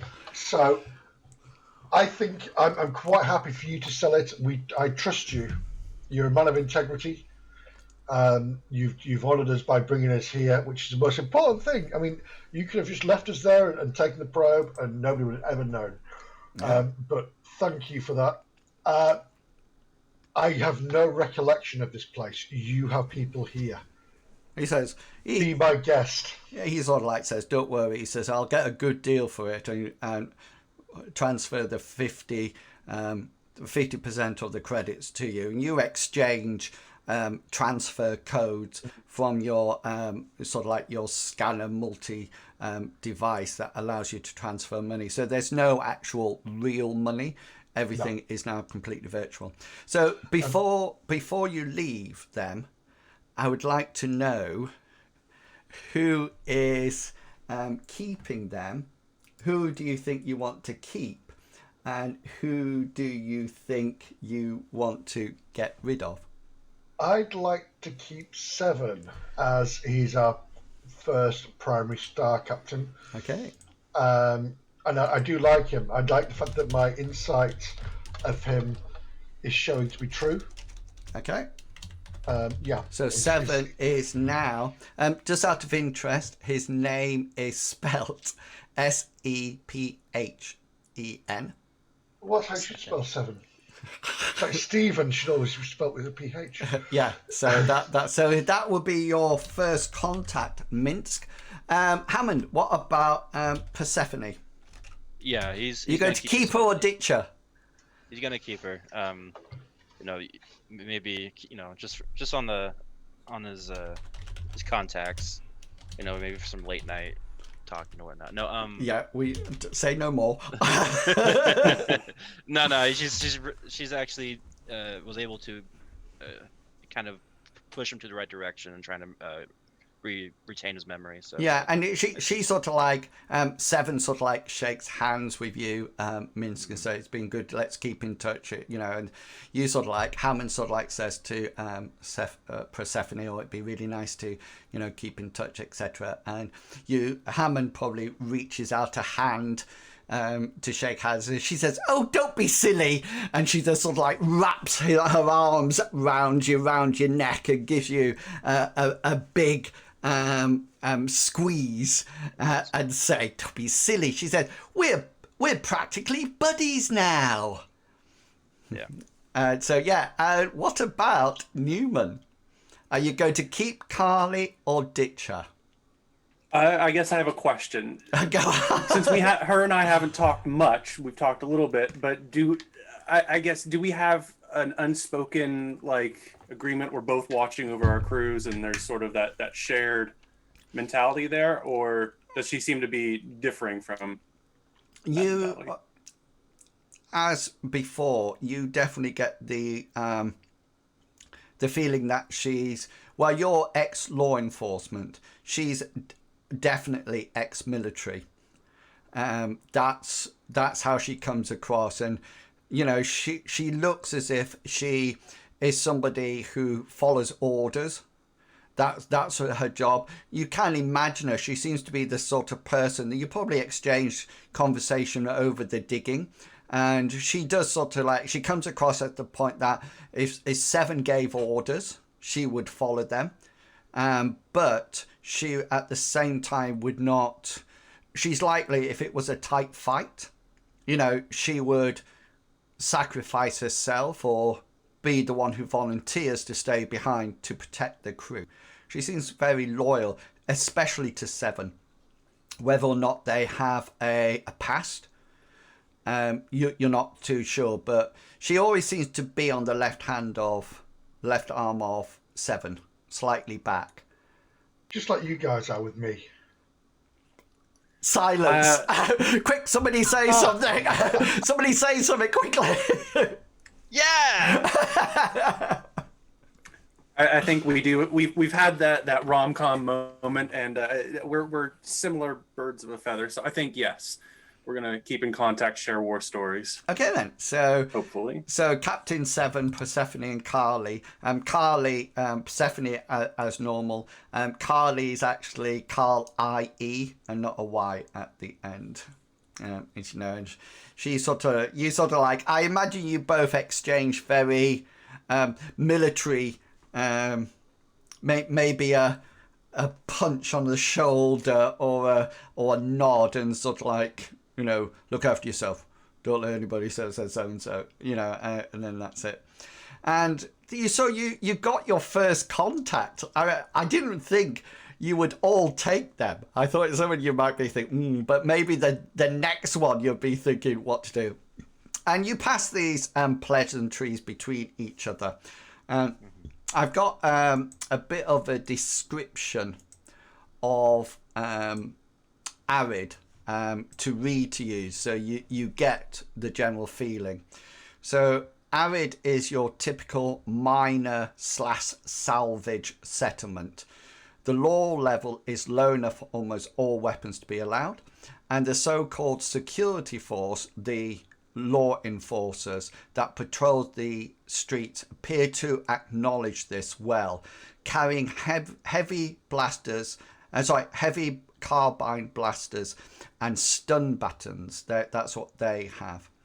The sunbaked tracks, for want of a better word, form a network of trails throughout the settlement.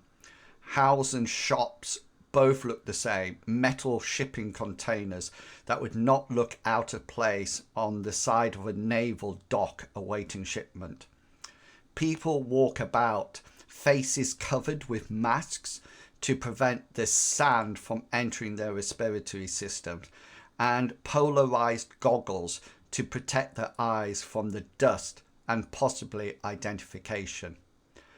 As you come through what could be remotely seen as a security system, you suddenly you hear a sound. So what's happened now? It's roll 20. I say it's click back. You suddenly hear a sound, and over in one corner there is a robot, probably just slight shy of 6 foot in size. You can now see, I'm just going to move you off the desert plant to the starting plant. You can see her there.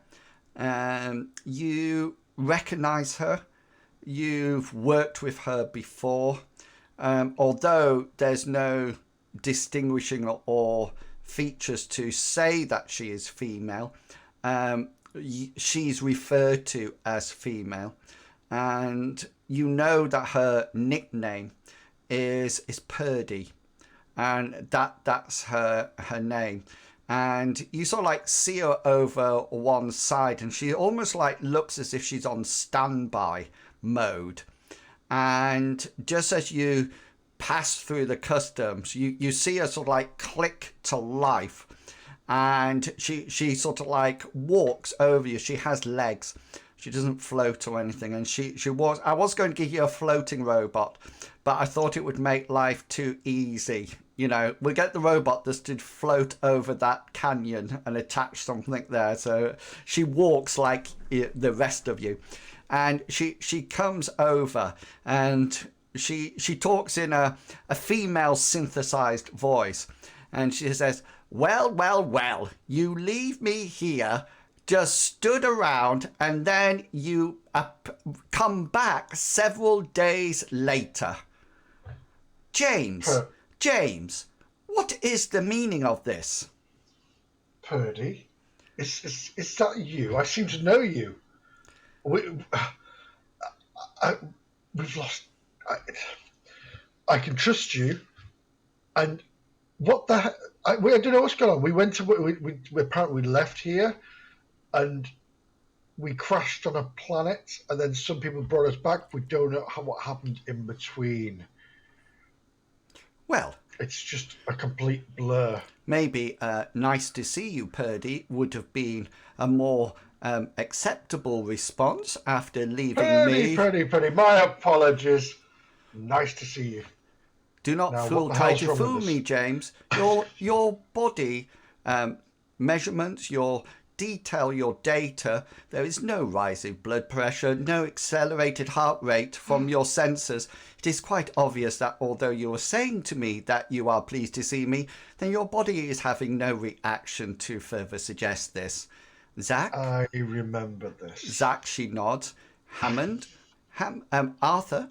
And she nods at you and then says, Arthur, you have missed your past 2 health inspections.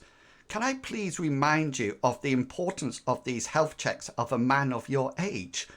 I understand my health is of a worry to you, Perdi, but as I said, I'm doing just fine.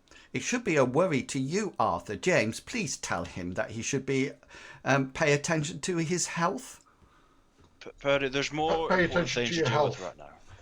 Thank you. Perdi, we have a problem, all right? We no longer have our ship. You lost the Cicada? It's no longer in existence. A lot has happened since the last time we saw you. You disintegrated the Cicada? That's one way of putting it, apparently. Yes. Perdi, we've actually no idea what happened to the Cicada.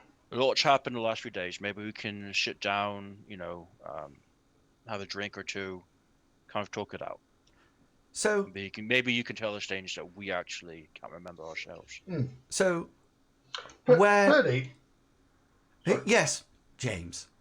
Is there a way you can unlock our memories? Because we woke up in our escape pods on a planet. I only recognise you because I had a flashback. Yes, you've had several flashbacks in your life, if I remember correctly, Master Those James. we don't talk about. That was privileged information. Yes, well, there's not much I can say. Well, your bio readings seem incredibly normal. Nothing seems to be apart from yours, Arthur, which I noticed that your sugar levels are rather high. Have you been eating chocolate again? You know, I can't put down a sweet, buddy. Yes, so That's what makes me so sweet. Anyways, your should bio data and sensors are revealing nothing unusual to me. well, that's good, right? But perhaps, At least something. There's no perhaps like parasites in our head bringing our minds to puddles. There's no electronic interference with our synapses. So obviously, from what I understand from what you're telling us, we probably all just bonked our head, correct? Arthur, we've had this discussion many times before. I'm a medical robot. I am not a brain surgeon. I deal with first aid incidents, several levels of toxin, poisonous gases, insect bites, allergic to reactions to flour, animals, seeds, pollen, and even some kind of alien life forms if they have not been tested beforehand. I see it's unfortunate that Mr. Zack has lost the ability to speak. I thought I'd let them yammer about. Oh, We Mr. Zack we do have a speaks. case of some memory problems, but I think I have a good idea of what might have gone down. For one, You wouldn't have any logs of any of our communication logs from the ship, would you? I keep exemplary logs, Mr. Zack, complete logs of all interactions, all your data, everything that we do together. As you know, I have a virtually unlimited capacity for memory and to store data. Just Maybe a you could tell us question. about. Oh, go for it. James, there's a question. You mentioned that you have disintegrated the ship. I did not disintegrate the ship as far as I'm aware because I have no memory of said disintegration. But So the ship is no it more. happened. The ship is no more. I have a question. Where do you expect me to recharge if the ship is no longer there? Perdi, we will always find a place to plug you in. Yes, but as you are probably aware, I have a very dislike for, shall we say, public plug-in areas. I mean, basically, we have no idea who's been probing those sockets before myself. Perdi. Needs must until we can get another ship, which we will do. You are our most loyal droid. Robot. Droids that lack somewhat intelligence. And you are the most intelligent robot I have ever come across, which is why you are with us. And therefore, we will find you a nice place to plug in, out of the public eye. We're just waiting for some funds to transfer, and then we'll have you all sorted, hopefully. Have you got the laydown of this place? I cannot. Arid is. It's all new to me. Have we been here before? Well, clearly we've been here before because you're here. Well, I can take you to your accommodation if that would be. We have accommodation. That would probably be preferable for this moment, at least. And she has no eyebrows to lift up, but she sort of like tilts her head backwards and forwards and says, "You really have lost your memory." Perdi, I would not joke about this. It's embarrassing. I could possibly walk past people that I know and not even wave at them. And you know how I feel about waving at people. And now we know, hey. and now you all know what it's like to be in Arthur's mental state. Shall I take you to your settlement? Please. Guys, we've got a settlement, we've got a little apartment or something. We're going to go there, yes? Indeed. All right. Let's try to keep it. Arthur, please do as not possible. look at me that way. I am a qualified medical robot, and I'm sure you would like to get your tools on me. But please remember, there are various rules that you have to obey, even with a robot. understand. I just think that maybe you need a little bit of tweaking. I think your sensors are just a little off. That's all.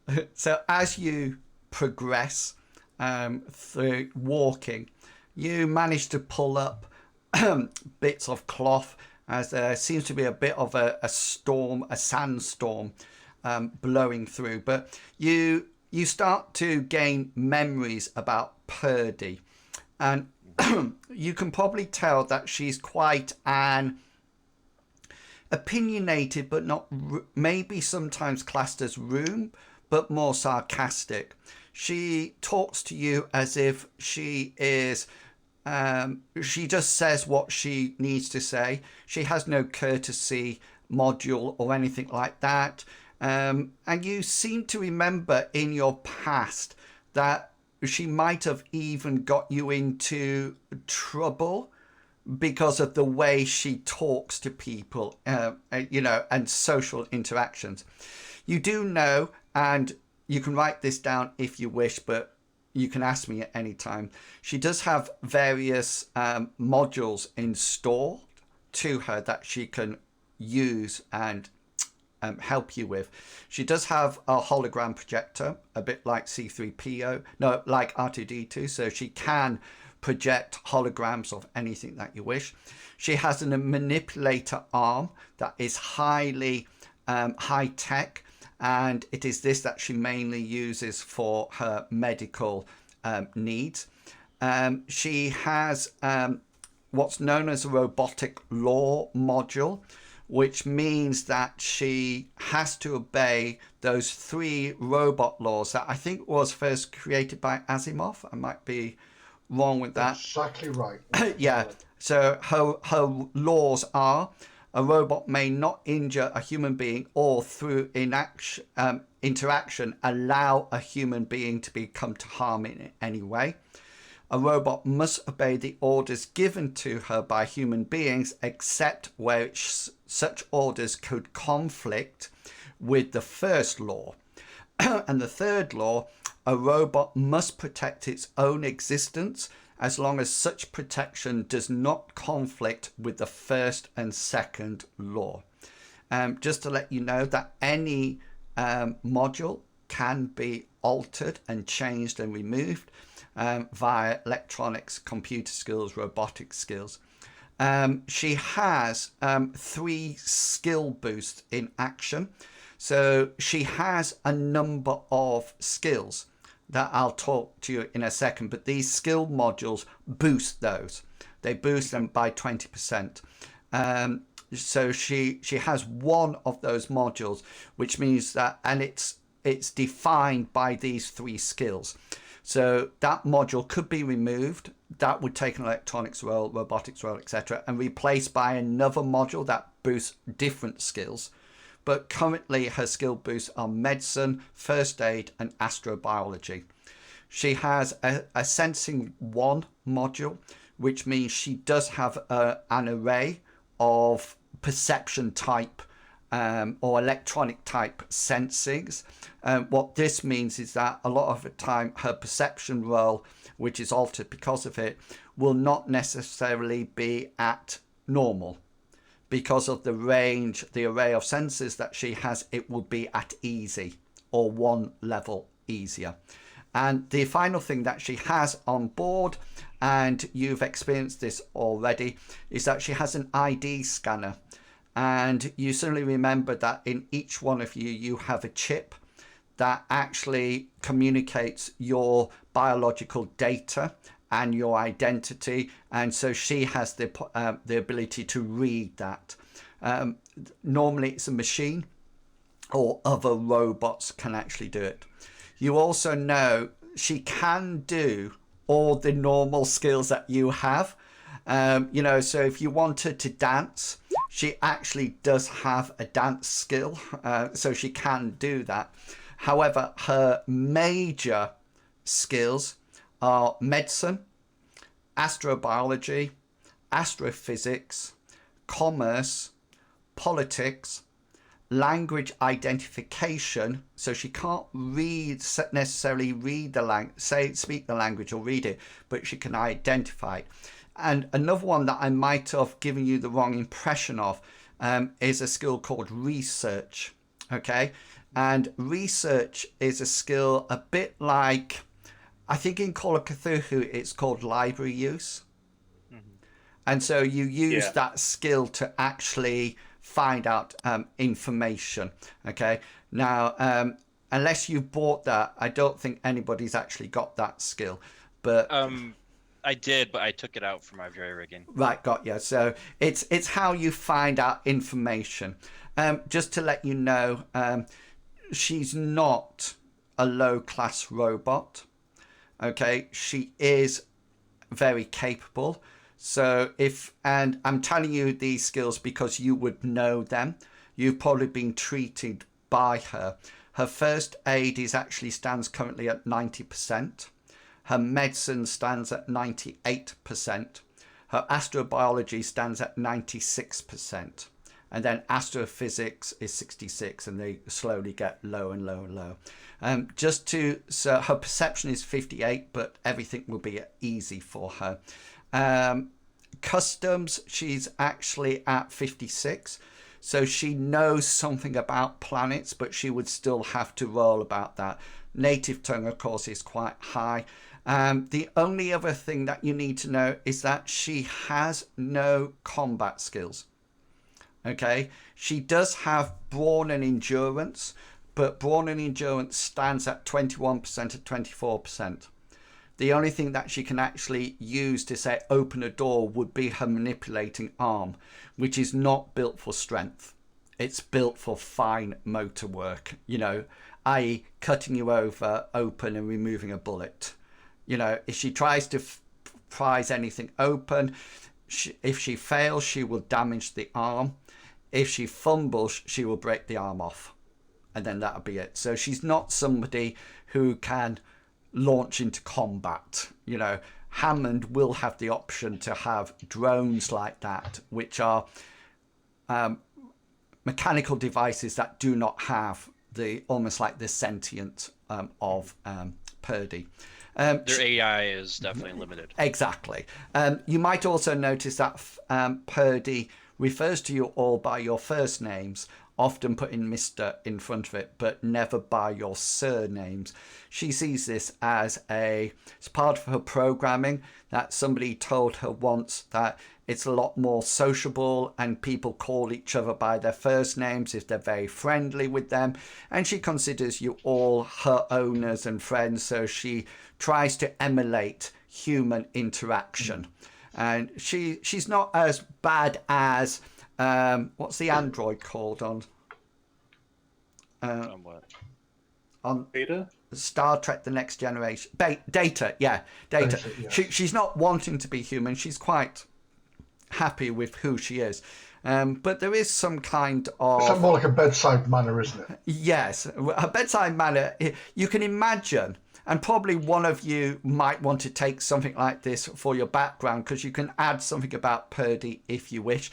It might have been something, that Newman, you got shot in the past that you remember, and quite badly, and Perdi was operating on you and said to you, I'm going to put you under now, Mr. Zach, just to let you know that this operation might be successful, or you might be dead in 36 seconds, and then injects you. But she sees that as totally fine. That's her bedside manner. She'll keep everything up front, and then that's it.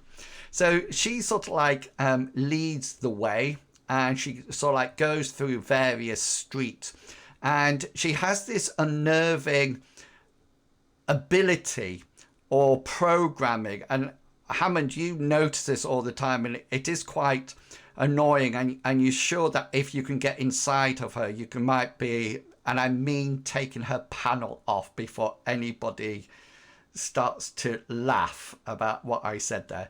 I'm just trying to preempt. That's what I'm doing.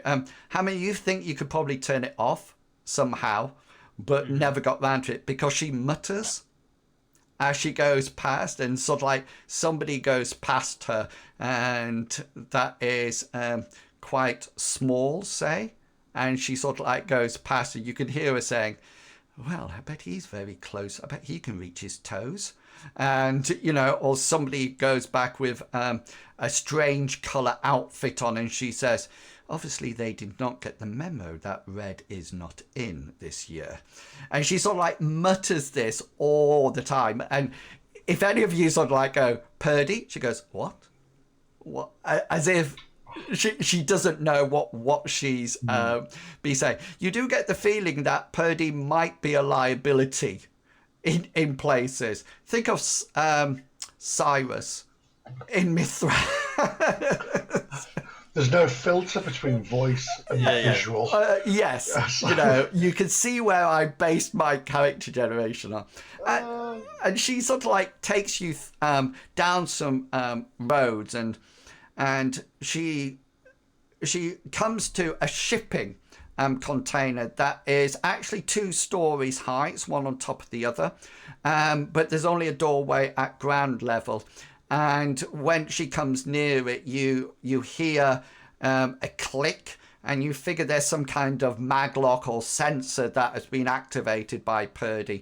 And you go into your accommodation, and it's actually two shipping containers put one on top of the other. You get from the bottom up to the top via a ladder at one side. The bottom floor is mainly set up. There seems to be areas, for example, Hammond, when you've been dabbling in electronics, Minsk, whatever your hobbies, and Newman, or whatever your hobbies are. Upstairs is more like a sleeping area, a restful area.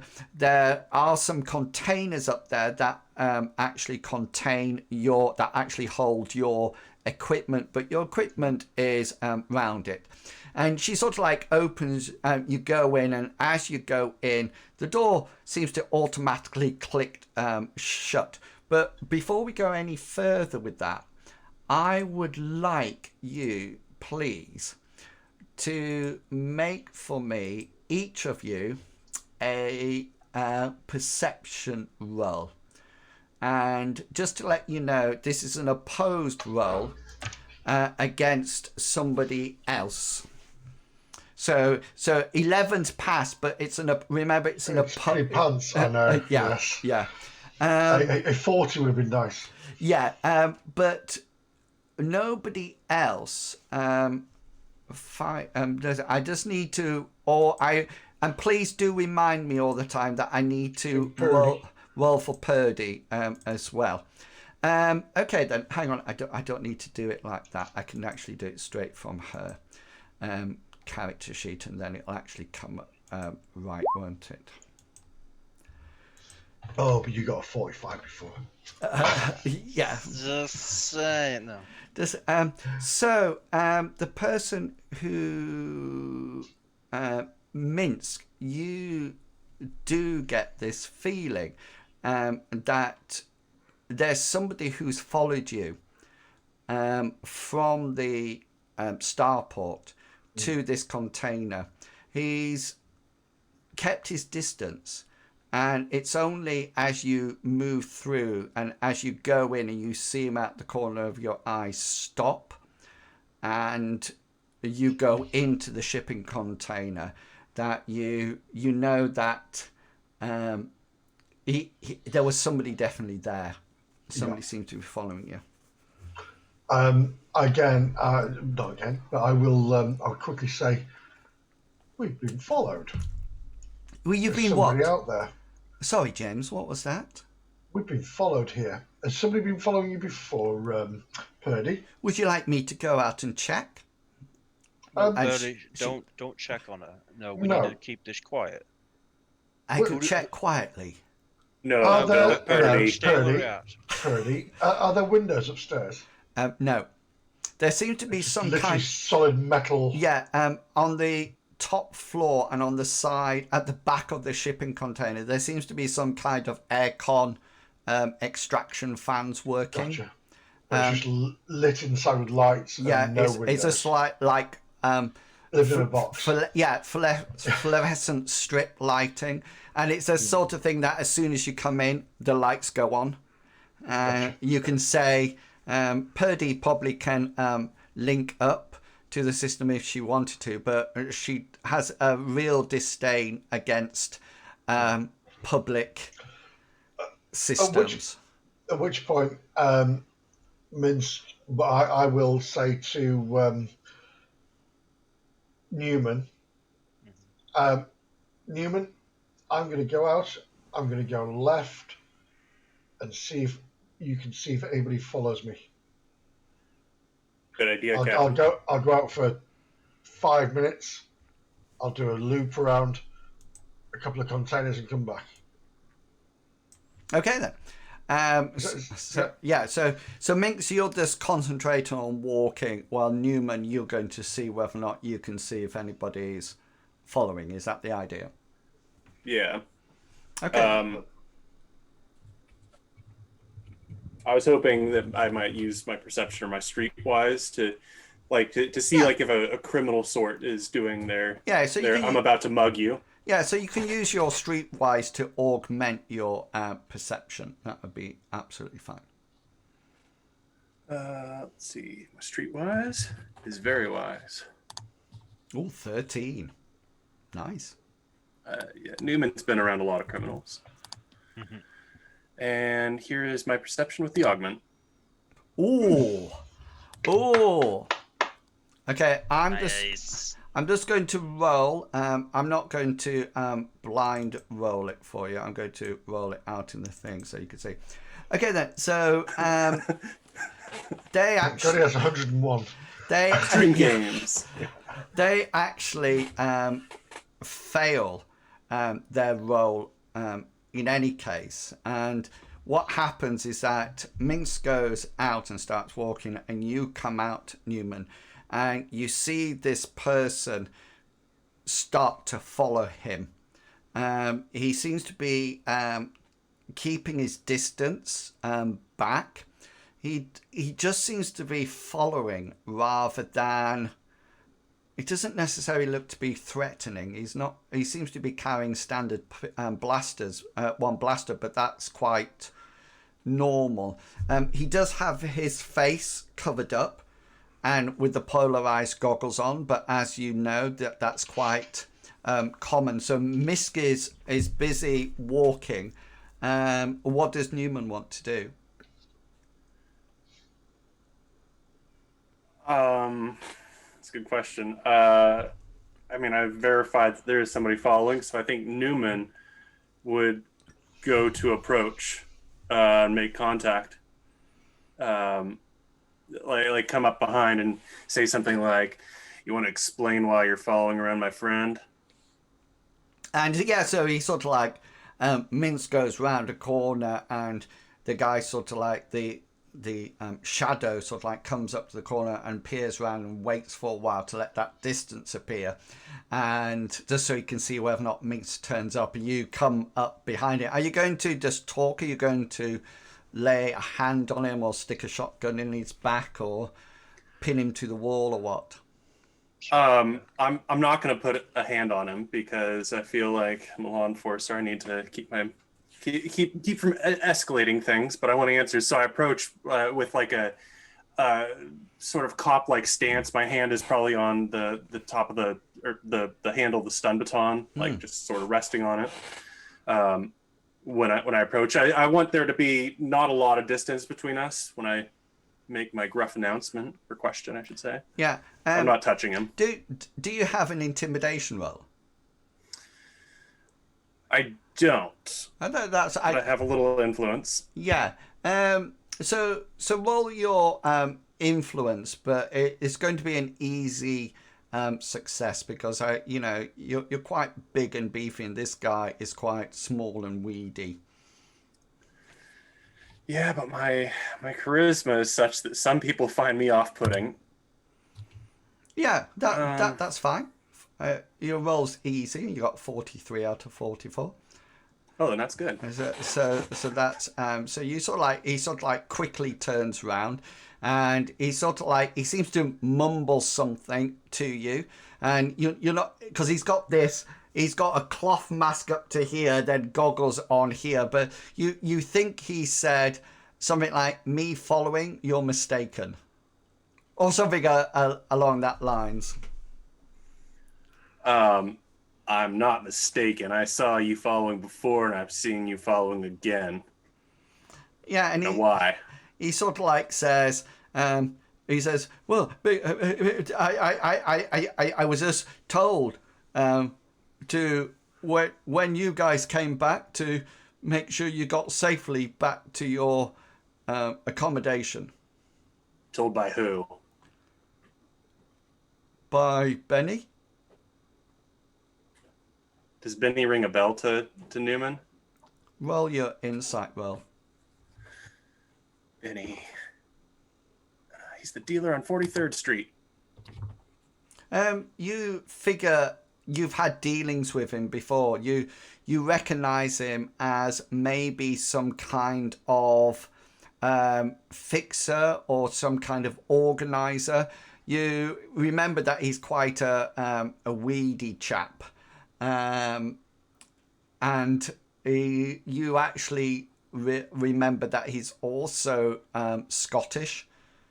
He speaks with a Scottish accent or strange accent, because that's the only accent I can do. So yeah, he seems to be talking about maybe somebody that you go to for jobs, etc.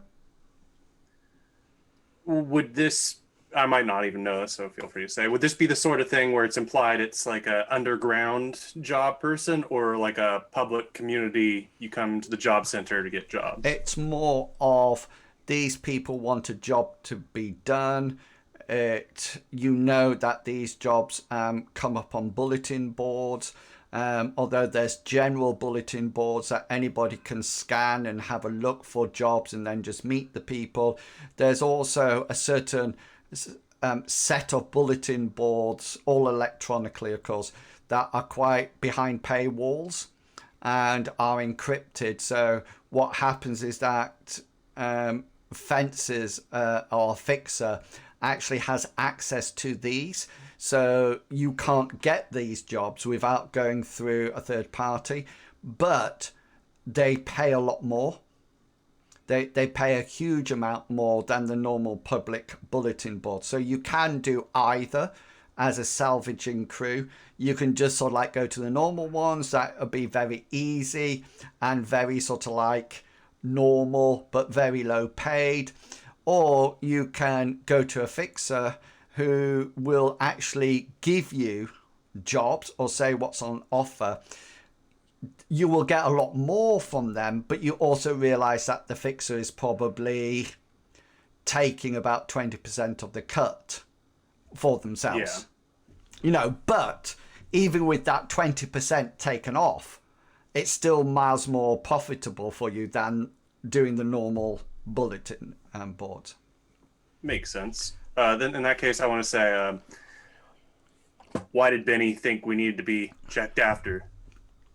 He sort of like pulls his mask down and puts his goggles up, and you definitely get the impression that he's probably lived on Arid a lot. You notice that he's obviously been around sometimes with just his goggles on, and you notice that it's whiter round his eyes when he takes them up, and he says, "You leave the planet on a job. You leave your robot behind at the starport, and then we hear rumours that you've been disintegrated. Do you not see why Benny was actually maybe concerned? So he told me, wait at the starport. If you see them, see where they go and report back to me." Are you being paid well? You know Benny. Yeah. Does anyone get paid well? I suppose not. So Benny just wanted to know we were safe. I swear. And you saw us come back to on the universe's our home. Central star. You know Benny. Everyone knows Benny. You can let Benny know that we're completely safe and that we'll be paying him a visit shortly. Oh, He'll probably really like to see you maybe tomorrow. Maybe. He says, all right then. I can make that happen. Usual contact details. You assume that means via some kind of normal communication. Did I say something funny there? No. I was just trying to decide whether or not to play along with. I could see Captain Kangaroo laughing in his picture, and I just sort of think, did I say something rude that I'm not? No. It's a case of, do we know what those normal contact things are? Yes, you do. Is it like a Skype thing, or is it like, are we texting this person? Is it holograms? It's virtually like a system of a combination of email and WhatsApp all drawn together. It's not like we'll meet you at the place where what we've completely forgot about. Directions, and you got like Google Maps on your, that will take you to a place, and your communication also have filters if you wish, funny filters and filters to remove to make you look better if need be. Newman always looks like a cat, but he keeps trying to change that. It removes any degree of intimidation over those. So you have that. So normally you'll get a communication that says this, that, and the other, and then the guy sort of says he'll probably want to meet you tomorrow morning. Yeah, that should work. Probably about 11ish. Benny doesn't like to, shall we say, rise too early. That sounds like Benny. Yeah. He says, well, thank you for not hitting me.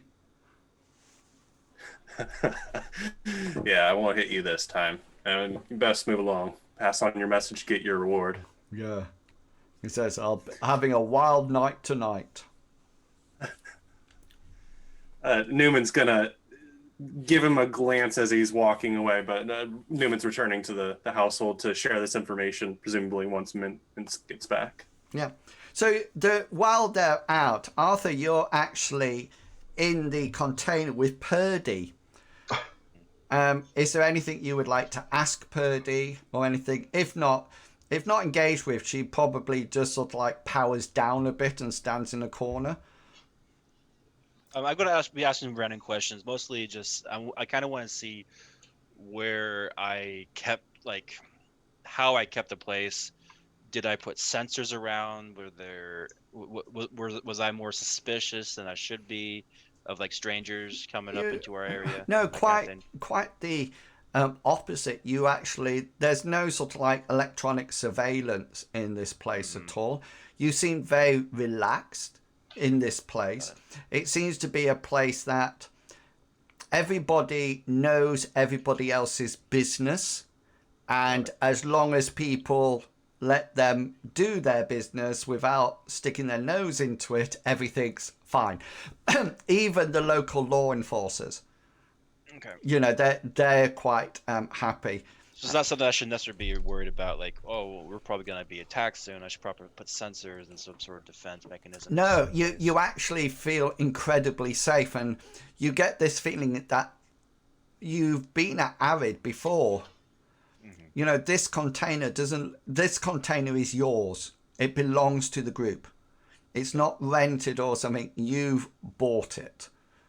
And you feel very secure in here.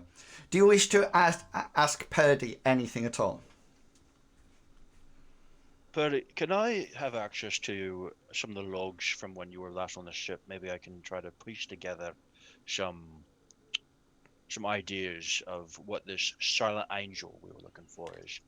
Of course, Mr. Arthur. I will communicate to you via the normal system my logs for the past 2 weeks. That should be sufficient, yes. Thank you. And she goes, within seconds she goes, sent. And your communicator goes, bling, or whatever your communicator does to say that you got a message. That should be fine, because old people tend to keep their ringers on. They don't have a vibrate, so that's fine. Yeah, and the log looks very empty. Okay. It's the last action has been for the last. Hang on a minute, because I just need to.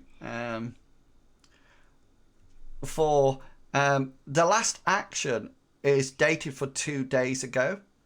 That's basically seems to be an order from Minsk to wait at the starport until they return, and that's it. There's some data from 2 days onwards, but just sort of like efficiency checks, system checks. There's some kind of footage of people coming and going, but there's nothing prior to that. Although Perdi did say that she'll send you for 2 weeks. Yeah. So, but sure, would I bring up the word Charlotte Angel or a certain weapon we're looking for? Nothing comes to mind in your memory banks. A weapon? I'm sure I'll have nothing to do with weapons, Mr. Arthur. I'm not saying it's your As you weapon. know, I am a medical robot. I deal with preserving lives, not creating weapons and blowing it into 1,000 pieces.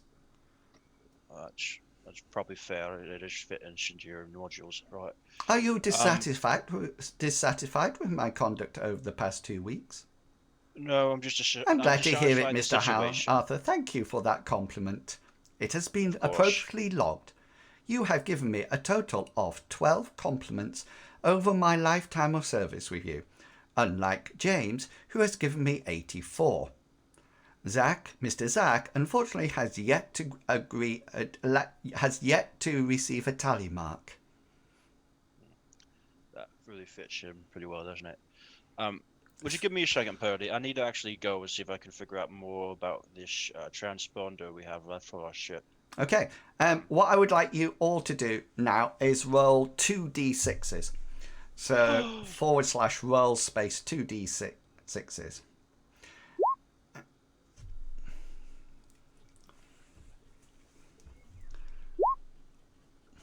And then what I would like you to do is take that roll and multiply that by 1,000. Okay. And that is how much credits you have to your name. That is your current bank balance. Okay. Once you've got into some kind of wide network area, you can see that your bank details are there, and that's how much you've got in your bank. You can transfer money by scanning your scanner across things. In addition to this, you have got some equipment. Okay, you actually have with you some equipment. Now, in order to make it a little bit more co-created, what I would like you to do is, there is not an extensive list of equipment at all. So it's really up to you, the equipment that matches your skills.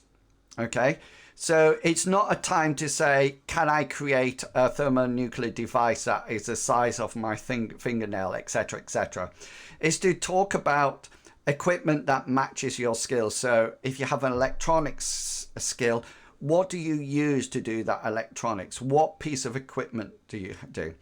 The other thing that you can do, and it's totally up to you, and I'm not going to ask you to do this now. You can have a think about it, as well as the other things I've given you to think about. And you can almost like make up companies, if you wish, that have produced it. So you can add names. So you can have my shotgun is actually called the Dam Buster 2004 Mark 7 or something like that. So it's up to you how you create it. Just for Hammond, because we were talking about droids and drones, etc., Hammond will have to his name 2 simple robots, which are like drones. Okay, so what these have is that each one of them has an objective. So what the drone does is complete that objective. So, for example, a light surveillance drone, that is one of the drones that you can have. It has things like strength, intelligence, size. It has skills, so it has modules. So a light surveillance drone has float 1, which means it can float a certain distance. It also has a security level and a percentage, so because computer people can hack into drones. So a light surveillance drone does, its objective is to an area surveillance and report intruders. That's essentially what it does. There's a security droid that identifies visitors, stops unauthorized persons, and there's no robotic law installed. So, for example, it has a skill switch of 50%, so it can fire a weapon at it. There's a sniffer. Their objective is to find and report drugs and explosives. A repair droid, objective to repair starships. A guard bot, objective to stop intruders. So it's literally no. You know, a security droid is a lot more pleasanter. A guard bot, you know, if you're not in there. For example, it has 2 blasters attached to the guard bot. And then the final one is a scout drone, which responds to your command. So you can say, go this far, and it has flight, it has combat, it has a perception, and it can go out. Its perception is, say, for example, the scout drone is 70%. However, remember, because it's electronic, everything for it is easier. Okay, because it's got a range of perceptions that you do not have. Okay, so I'll cut and paste all that into the chat. If you wish, you can actually alter drones and robots, and you can take modules in and out. But if we start with the simple ones, then when we get to some downtime, then we can work from there. So you get 2. That's the 2 for free. You don't have to pay for them out of your cash. Apart from that, you need to start to think about arming or equipping your characters. What are they going to have? You can separate it up just like you would do in normal cases. One area, what is stashed here. Okay, that's in your accommodation here, and what you actually carry with you. By all means, have a look at it. The only thing that you can't alter at the moment is the armor. Okay, so you've got that AP5-4 armor. So stay with that, and we'll have Mr. Pickles. I'm going to have a discussion with you because we need to think about what would law enforcers have had and what level they are, because that might be something appropriate for you. The only other thing that I need to do, and I'm aware of the time, I got 3 minutes, so you could do that by next week. By all means, add it to your character sheet, and maybe add it to the role play as we talk about it. So to start off with, instead of saying I get out my shotgun, is say I get out my Dam Busters Mark 4-7 shotgun. So it adds that bit of depth of narrative as we go for it. So there's one other thing that I just want you to let me know in the chat, and I'm quite happy for everyone to know this in the chat. Tomorrow, i.e. after tonight in game, I'm assuming that you're going to go and meet Benny. Is that going to be the plan, or is there something else that you would like to do? I was going to share that information with the ally. I presume that we've already discussed what I've already found for the group there, and I was hoping everybody would want to. I'd like to meet Benny purely for the fact that I want to know who Benny is and why he would send somebody to follow me. He knows something about us. He does. Yeah. We also need to find out why Perdi is missing a significant amount of memory? Yeah. Or was that just because of the search? Okay, then. So, Arthur, Hammond, give me a. Do you have a robotics skill? I do. Yeah. Yeah. So roll for me your robotics skill. Or wait, was robotic skill an option? I thought at the time we could only make it into engineering. In which case, do you have electronics? Yes, I do. So roll the electronics for me. Yeah, I don't think robotics at the time when we're making it was an option. I'm going to use my last point of luck of the night Okay. and reroll that.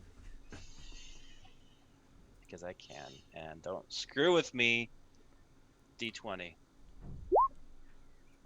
Oh. Okay, I'm going to give you a small piece of information, but not all the information that is actually available. Okay. It does look like Perdi's memory banks have been erased. And we're talking about almost like surveillance data, not things that she goes out to purposely look for, but any sort of like everyday information. So it seems to have happened from the last thing she remembers is when James told her to stay at the starport. She doesn't remember anything before that at all. Weird. And then she remembers that command that was given by James to stay at the starport, and then it's just surveillance of the starport after that. It's just constantly, she can download and store up to about a week's surveillance data before she then works on redoing it, unless it's been overwriting it, unless she's been given a specific instruction not to erase it. And apparently we were gone 7 days, weren't we? Yes? No? I heard that snippet that we've been gone for 7 days. Sorry. No, that's fine. There's a lot of there's some mixed information that I'm giving you at the same time. That's fine, as long as I heard it. That's Yeah. okay, I'm not getting mad. So yes. Who said that? So when you come back, you can nip off to Benny.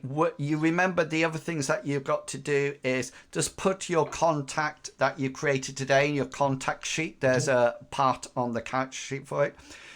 Sort out what equipment you need. If you need any answers from me, then do let me know. And also remember, when we come back next week, hopefully, or is it? Can you play next week, Mr. Pickles?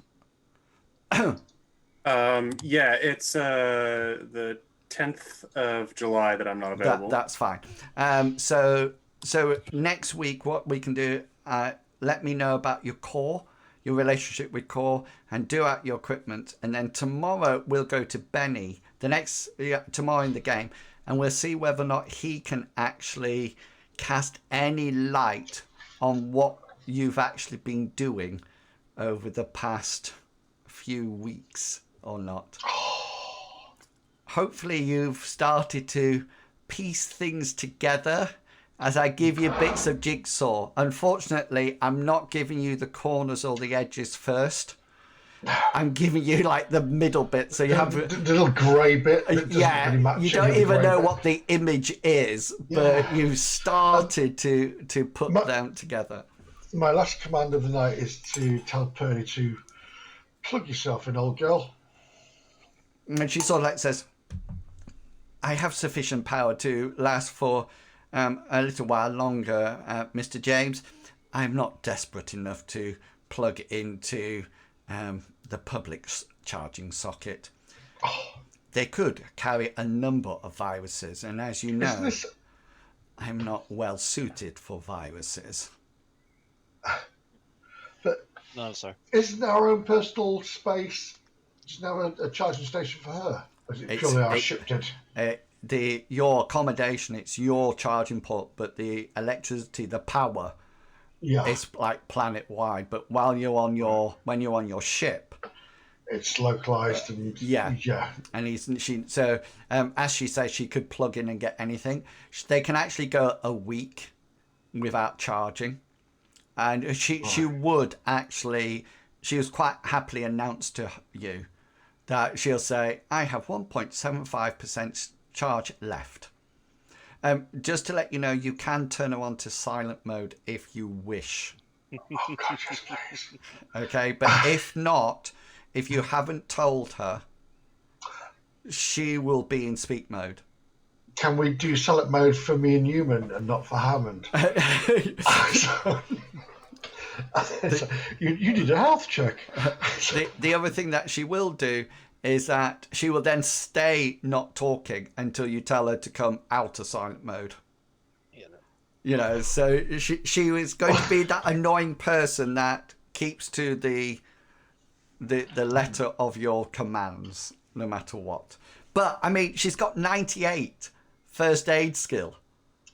Yeah, which is pretty damn awesome. Good. Yeah, she's going to be able to fix you up very well. So brilliant. Okay, then I hope you enjoyed tonight's session. There's been no combat, but hopefully enough of interesting jigsaw pieces being given and tantalizing to see what the players are actually, as they create their backgrounds and their characters, what they're actually been up to, etc. Thank you everybody who's in the chat. I really do appreciate, well, we really appreciate you coming along and have a listen. If you missed any of tonight's session, it will be uploaded to YouTube, but also remember that you can go along to the World Anvil Voltaris 42.7 webpage, and the videos appear there at the top, and they're all linked there, so you can go and see the creative one when we created the characters, and then last week's session is on there as well, called Lost Memories. So by all means, go and have a look. Hope you everybody enjoyed tonight's session. Until next time, please. When do you play Dungeons and Dragons again, Medivac? Thursday at 7:15 GMT. This week. It's normally every fortnight, but Zed's been free every week for the last couple Brilliant. of weeks. So if you want to see some excellent Dungeons and Dragons 5th edition, then tune in to Medivac's channel. Is it called Medivac the Healing Hoover? You've got it, sir. Yeah. Yes. On a Thursday night at 7:15, and see some wonderful 5e going on there. Okay, until next week, look after yourself, stay safe, but most importantly, stay positive, and hopefully to see you back next week. See you later, people. Goodbye. Say goodbye. Bye.